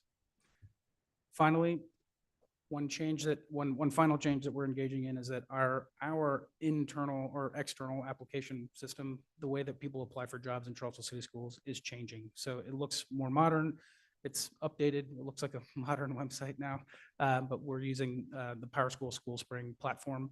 One really cool thing about that is that it's got a much more robust database search process. You can go in there and search by address. You don't have to, up until recently, if you wanted to find a job, you had to go to an individual school division. You had to look up their postings. This has all of them. So anyone who's a PowerSchool customer, which feels like just about everyone in the Commonwealth, anyone who's a PowerSchool customer and uses this product, we can see all of those jobs. So we're really centralizing the search process for positions. And finally, you're the first to hear this, but we just finalized the date for our spring career fair. It'll be on March 1st. We're navigating PSATs and SATs and all the wonderful things that happen in this building. So we're going to go with March 1st, and we'll be, as part of that, as we've done in previous years, we'll be offering on-site interviews for our anticipated openings, which is a really cool thing. So it's hard to believe that in less than 3 months, we'll be knee deep in this. So fun times. That is all I have for you as part of my presentation. Happy to take any questions or talk through any part of it. Thank you, Dr. Hastings. My pleasure. Mr. Meyer, do you have any? Thank you, Dr. Hastings. And I think, so I want to make sure, at least my understanding too, and the way I think about this is just things that the HR department is doing. There's a lot of other things that the school board, ourselves, and other things like a new middle school, new buildings, installations, et cetera, that are important for retention too. Am I incorrect in that? No, you're 100% right. In fact, I think you said the prize at the end of this is that he gets a new school. So yeah, he better not leave. Right. He's doing all that work. Retention and everything that happens in our bill, everything that happens here has the potential to impact recruitment and retention. Every single thing that happens in our buildings. And so at every job, every single component of all of the work that we do, I think every person who has an opportunity to lead in this division, one component of that leadership thinking needs to be, how do I help to keep the best people here and get the best people here? Well, then some observations and maybe a question or two that comes out of this, but I'm actually okay with a little bit of turn each year, just because I think we're going to make sure we keep the best. I'm also okay with people leaving, but that knowing that maybe because we cannot offer them a leadership opportunity or something like that, like a vice principal opportunity, and they need to go to Albemarle or somewhere else, but that when that opportunity opens up here, that they're interested in, we have those people coming back. So our applicant pool for our administrators then is enriched with and or filled with former staffers from CCS. So, and that's, I think, a private sector strategy that's also used, and I'd like to see us think about that too. So I think Dr. Gurley, you have been doing that in a way, if I understand things correctly, with the professional learning opportunities you've been providing for staff to, again, look at an experience or mentor, I forgot how it all works, but become into a leadership or junior administration level. I do think we're in a very competitive market here for staff and teachers. And again, we're surrounded by the county, school system, et cetera. You mentioned, I think, 55 openings right now in District 5, which is that. And so when I also think about this, I think about the need for good management and compensation. You know, I think we don't necessarily control compensation. Some of that is from the state level and our council of city colleagues, or our city council colleagues. But at the moment, we're, I think, paying the best comparatively, apples to apples, to Albemarle County, which is great. However, I do think we want to make sure we are also providing the best management, because that's what's going to differentiate ourselves. And so I do see some things in here where we're doing more professional leadership for administrators, which I think, again, I mentioned that, that is great. But that is a differentiation, and I just want to make sure, I think, Dr. Gurley, you mentioned this, I really appreciate your leadership style, but is all the other principals and vice principals also kind of implementing your leadership style and culture and focus? And so I do wonder, is there enough training that goes into, because teachers go into teaching to teach, and they get trained on teach. They don't necessarily get trained on management. And I just wonder if that is being implemented enough to ensure that, again, staff feel like they're supported. Because when I see the things why people are leaving, they're unhappy with school leadership. Again, we can't, all of them, we can't get rid of that. And sometimes people need to move on again, but having a good boss is very important. And you mentioned that, Dr. Hastings. So I don't want us to lose sight on that. And I think I saw some things in here that touch upon that. And I'm gonna leave it there. So a lot of observations, sorry, and I do appreciate the addition of kind of why folks are leaving our system. Not too happy with all of that, but I think that's, again, a fair amount of healthy kind of churn that we need to have happen. Ultimately, to me, like, success is we have 0 staff openings. So that's where I think we need to get to, because that demonstrates that people want to come to us. And that's, again, so we have some losses, but we're having more applicants, to like 20, 25 applicants per opening, and getting the cream of the crop. So thanks. I think if I'm tracking some of what Mr. Meyer is referencing, perhaps it would be helpful for the board to receive a template copy of the evaluation document for administrators, so that we can see the various categories on which they are evaluated annually.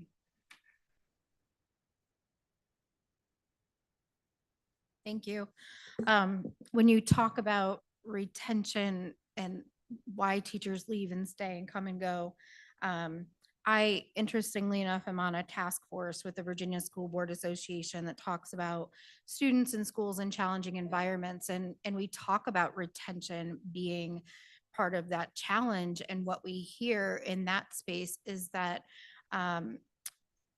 legislation coming down and governor's orders, it's too much, too fast.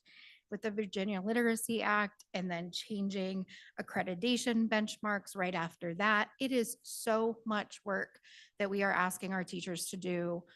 And it's not we, it is state level we.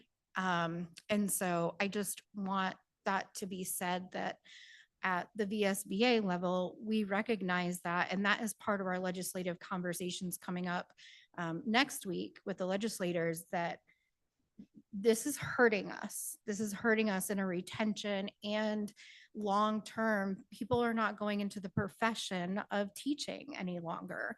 And because they hear their own teachers just dismayed by the workload of what they're being asked to do more and more and more. And so just want my colleagues to know that that's on the radar of the VSBA and for you, Dr. Hastings, as well.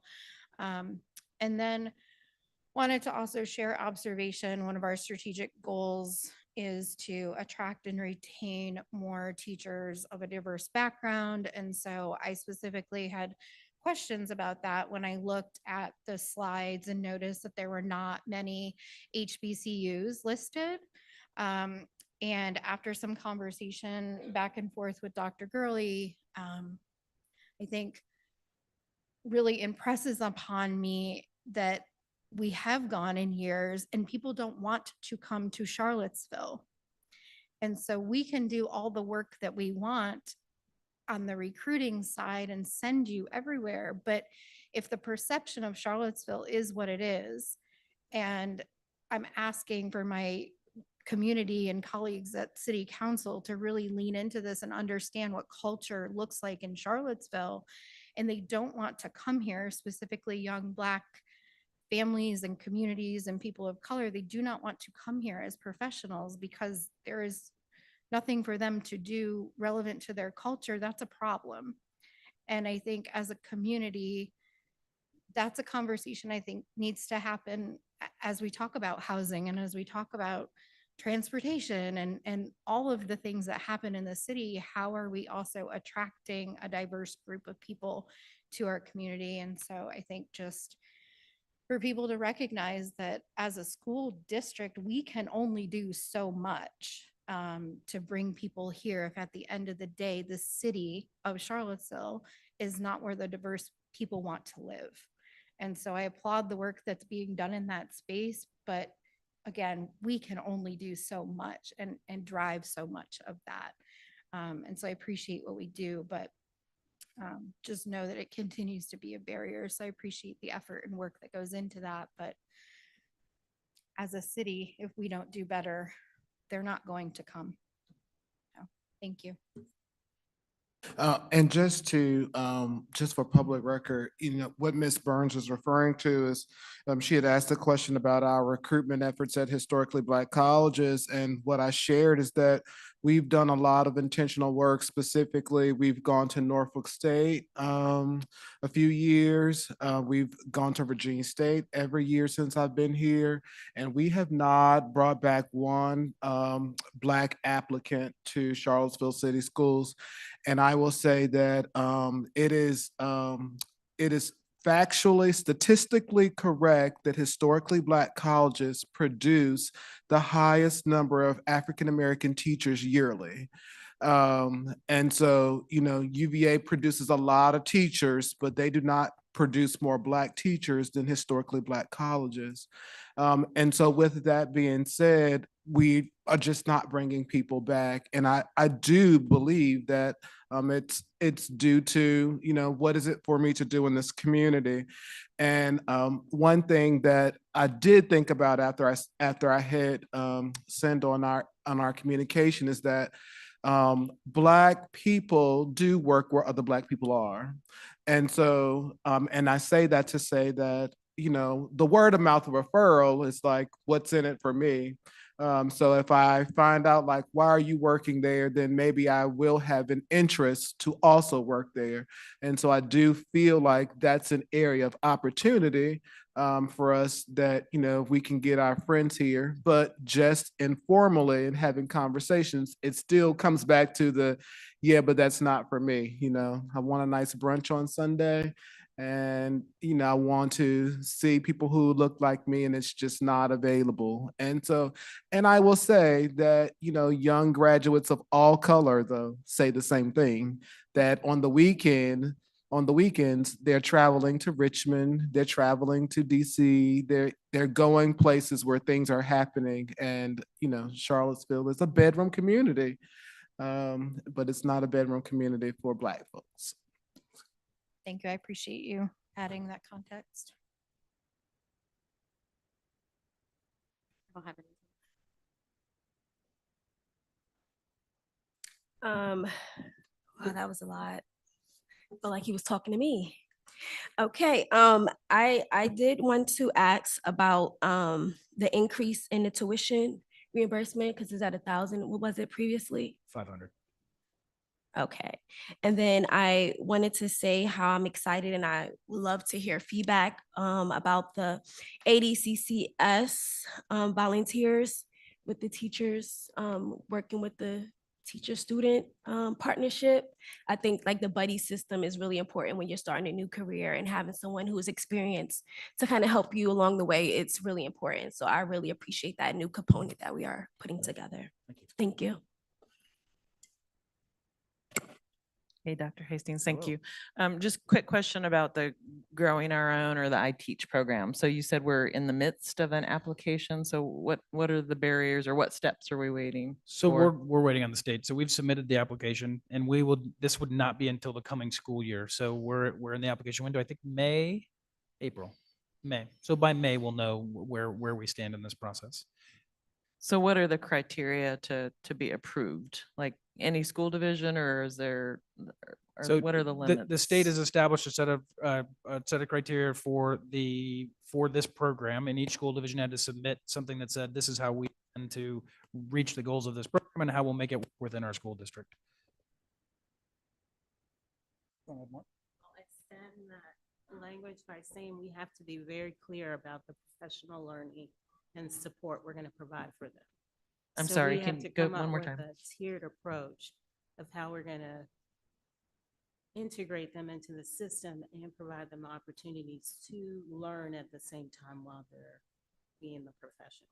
And that plan has to be explicit to say, here's how much time in the classroom, here's how much time for instruction, here's how much time watching and observing, here's how much time they're mentoring. So we just have to work through that plan.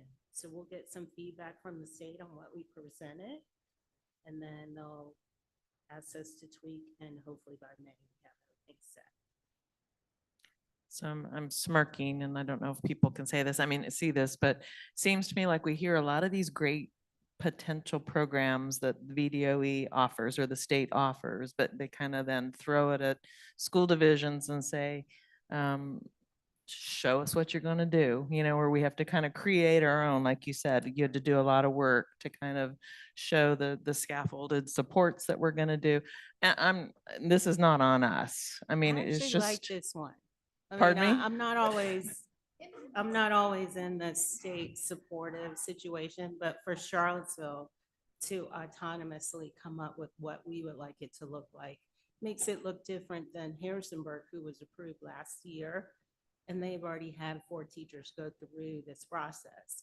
But we could describe and package it unique to Charlottesville. So I'm appreciative of them asking for that. I'm not being negative on them Oh. necessarily. And I think we've always done a great job of trying to create something that will work for Charlottesville. Right. But I just find it intriguing. And again, this is just a comment. It's not a dig on us at all. Oh. That they're like, oh, here you can do this, but figure it out on your own. I mean, because it didn't sound like they give us a template necessarily to work off of, or did they? Thankfully, Mo Gaffney works for I Teach, and she gave us a template. So she's been a very good partner in this work. So the template that the state has as the grant, and then she's been pulling out the particulars and providing examples. So it's been a really good partnership with her. I do not anticipate that it will be much longer for us having success. Then we just need to develop the financial pieces behind the scene to make sure. Yeah, no, I'm appreciative of it and the possibility. And we obviously have to get creative and finding ways to get teachers to the divisions. But anyway, I'll leave But it at it's that. good to have a local partner. Yeah, no, I appreciate you and appreciate your presentation. Thank you.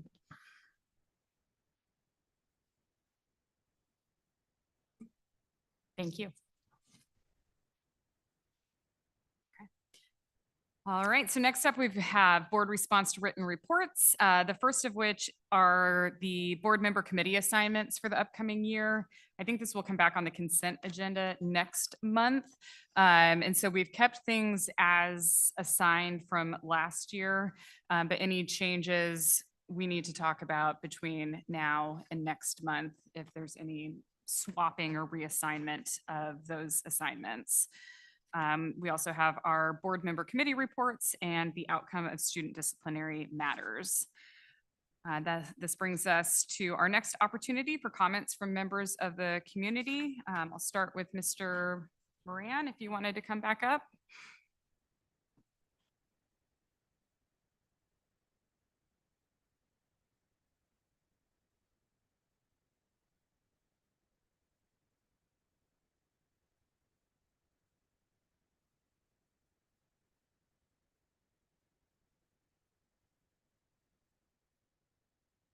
With that button. How about now? All right. Dr. Gurley, members of the board, my name is Chuck Moran. As you probably know by now, I am the great nephew of the now former namesake, Sarepta Moran, and a graduate of the city schools. I live at 932 Bing Lane in Charlottesville, right next to the now named Tall Oaks Elementary, which I actually really do like that name quite a lot. So we have now closed out the renaming process as of tonight. I am looking back, as we often do at the end of a process. I've been engaged in this for 2 years. It was 2 years ago this month that I submitted a video to the board saying that I thought we were engaging in a flawed process.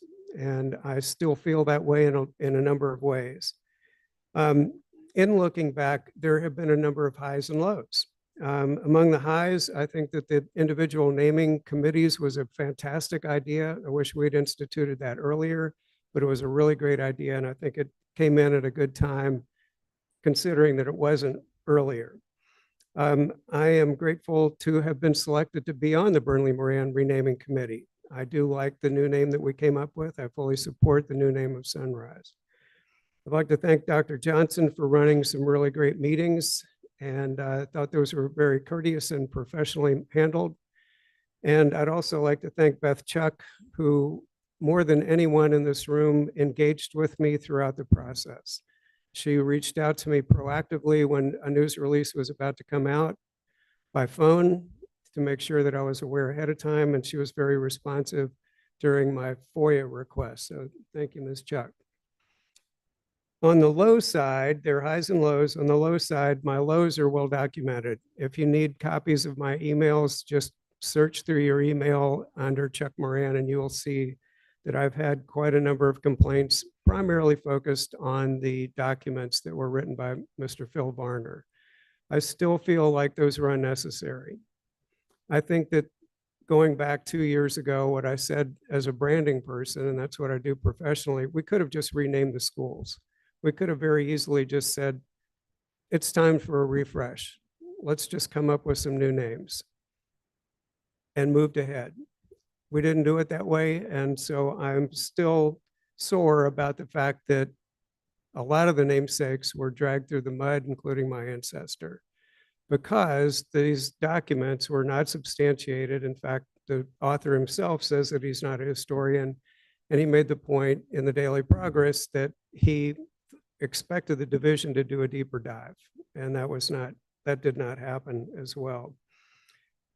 The last part on the lows was that I really felt like Ms. Burnley, Ms. Moran, and Mr. Johnson were not allowed to be put back into the renaming process.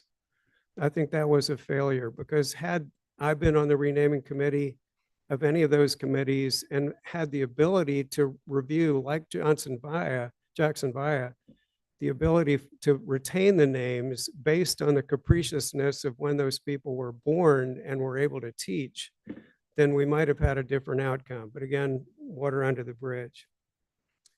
So in closing, Amanda Corman with the school division asked me a year or so ago what it would take for me to feel comfortable about coming to the renaming celebration. I will attend that. And for me, it will be full circle because I attended Burnley Moran's dedication ceremony. I was a little kid, 4 or 5 years old, and I'm actually the person who pulled the covering off of the portrait that sits at the school at this time. So I have 2 requests at this point. One is that that portrait be returned to our family. If her name is going to be removed from the school, I would very much like to have that portrait back. And secondly, by close of business tomorrow, now that the documents are no longer needed, I ask the division to remove those documents so that they can no longer provide harm or misinformation to the community. Thank you very much. I appreciate it. Thank you, Mr. Moran. Are there any others in Mr. Hartline? Are you, come on down.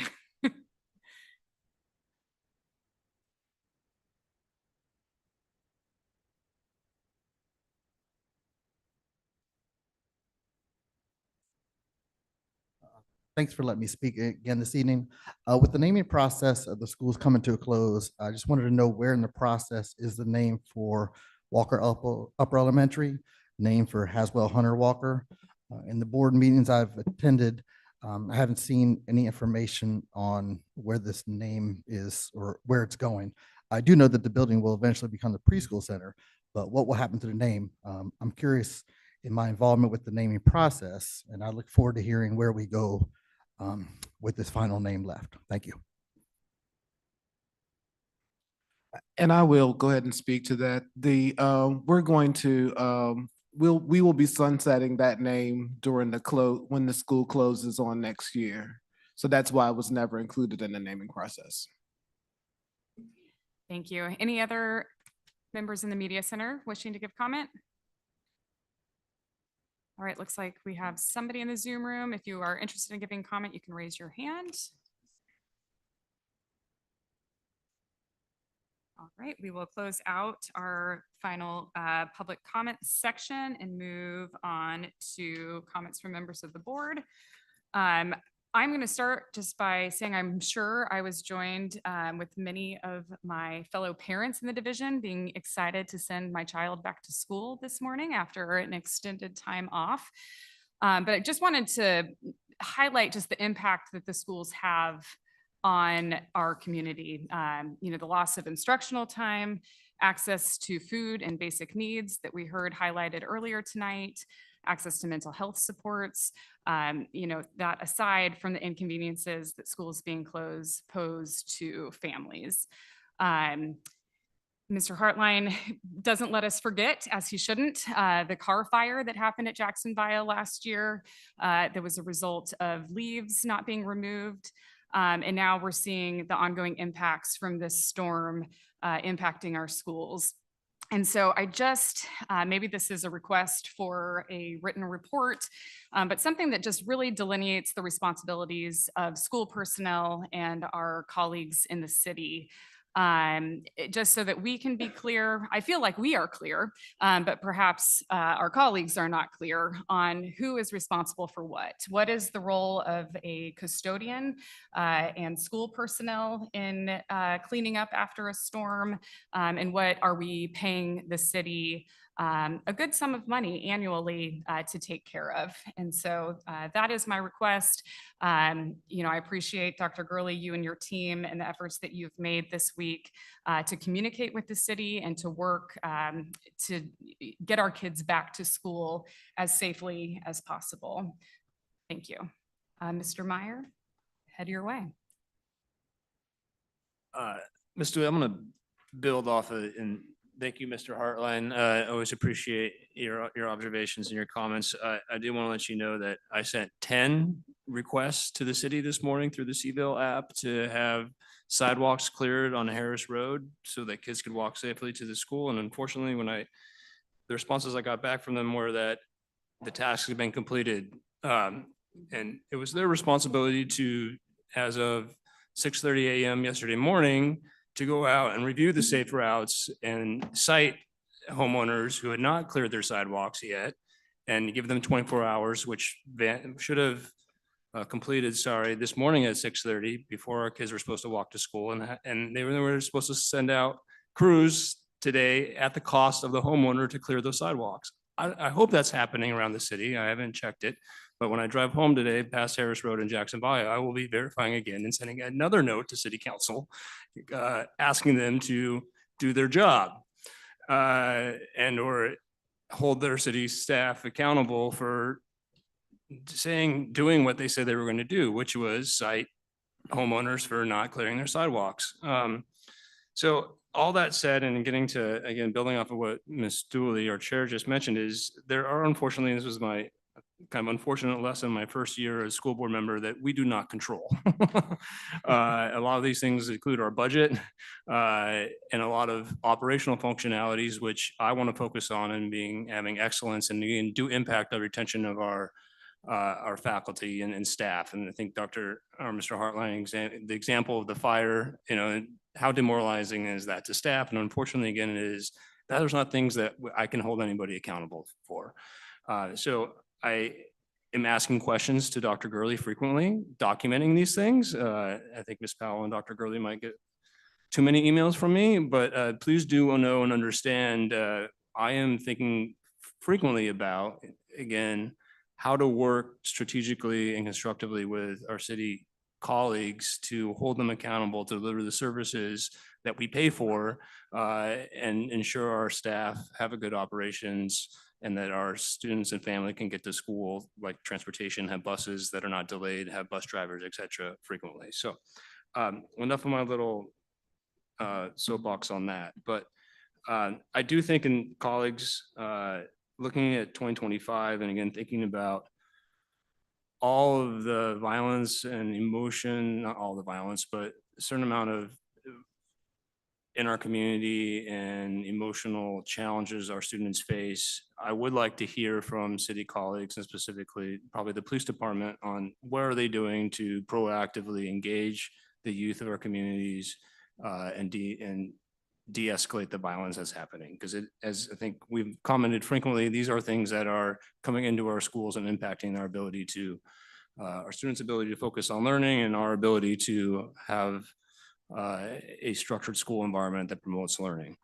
So I do hope we can engage with our city colleagues on that. And I think, Ms. Dooley, you mentioned, because we cannot do everything. Finally, I just want to, I've been thinking a lot about, and then for the public, the General Assembly is discussing a number of education bills at this moment, some of them around our standards of assessment. And I think there are some legislation that is out there, for example, to try to change some of the directives that came down from the State Board of Education around, for example, only allowing our English language learner students 1.5 years before they have to have basically mastered English and a subject. And if they do not pass that, if they do not that, we get dinged on that. Our current, I think, allowance is 5.5 years, which again, we should try to do that quicker than 5.5 years, but 1.5 years seems a little early. And I think the legislation that's being promoted would allow students to take tests in their native language, which, okay, that could be a compromise. But I think there are a lot of things, unfortunately, that have been promoted by the existing administration, the governors, that unfortunately we will be having to deal with this year, and could make, which I don't think is necessarily true, but make our schools seem like they're failing. And I think that is demoralizing to our staff, and I'm sorry about that. And I want the staff to know that we will be working to try to change those things and ensure that there's an equal playing field when we're thinking about what schools are and how they're doing, or what schools and whose schools are and how are they doing. And that's another kind of challenge I think I'm thinking about the year and want to basically make sure we're proactive about. So enough of my soapbox here, but thank you very much. And colleagues, I think we had a very productive 2024, and I look forward to a productive 2025 with you. Thanks. Thank you. And while Mr. Meyer was over on Harris Road, I was in my Fifeville neighborhood and was equally disappointed and dismayed, and sent in my own app requests for the Prospect Avenue area where the greenstones on Fifth are. And then the Forest Hills neighborhood area walking to Buford were of particular concern to me. When we talk about attendance and how children do get to school, and there was some community chatter about kids in the street throwing snowballs. I'm actually okay with that. Kids do that. They should throw snowballs, and I'm okay with that. But standing in the street doing that was because they couldn't stand in the sidewalk. There was nowhere for them to safely stand because people didn't maintain their sidewalks in that area, Greenstone on Fifth. And so, again, as we have these conversations, that was not by fault of the school district, but by lack of work in the community. And so just reiterating and understanding that. And then in regards to when we talk about standards changing, and again, talked about this earlier with retention, one of the items, again, that the Challenging School Environments Committee is looking at, the VSBA, is our English language learners. And so know that that is also on our radar for that conversation to happen with legislators, and what that looks like for the timeline, and also testing in native languages, recognizing that collectively there are over 100 native languages, and we can't just say, here's the top 5 when we talk about equity. And so just understanding what that work and what that ask would truly be if we went in that direction. So wanted to share that, and appreciate Dr. Gurley and your leadership through this lovely thank you. snow and everything else do for us. So thank you, appreciate you. I just would like to echo all of the things that my colleague has already said.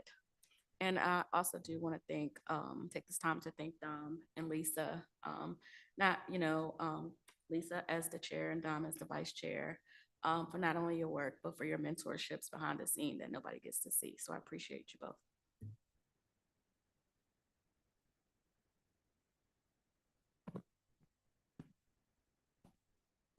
I just want to say Happy New Year and welcome back, everyone. And I'm ready for this school year to continue. Thank you. So I live on the other side of town. So Burnley Moran's / Sunrise Education and Summit side of town, and put in a few photos and an email to some of our counselor co-parts, expressing my concern as a community member. Witness, and I again, I've said this before, but I drive around town and provide healthcare to people, so have to access their homes and drive and park and try and safely get out of my car to get to their houses, and firsthand hit some ice, and gravity works. So but luckily I'm here and just a little sore.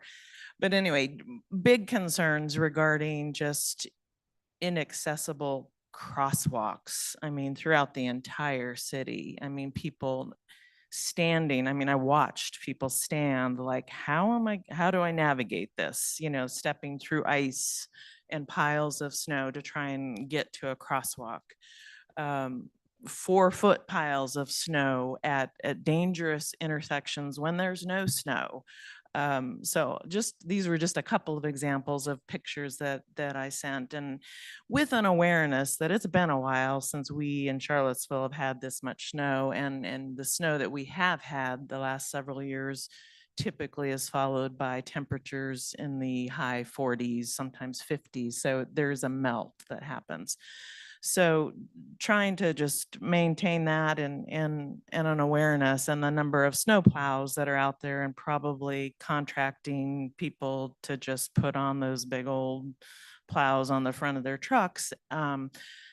So realizing again that this was unique, but it happened, and it really is impacting safety on so many levels, so not just sidewalks, and I'm supportive of that, but again, an awareness that there might be some people who can't shovel their sidewalks. So, I mean, there's a lot of layers to this, but again, from a school board perspective and a community member, this is impacting safety and roads, we're talking, let's look at Market Street.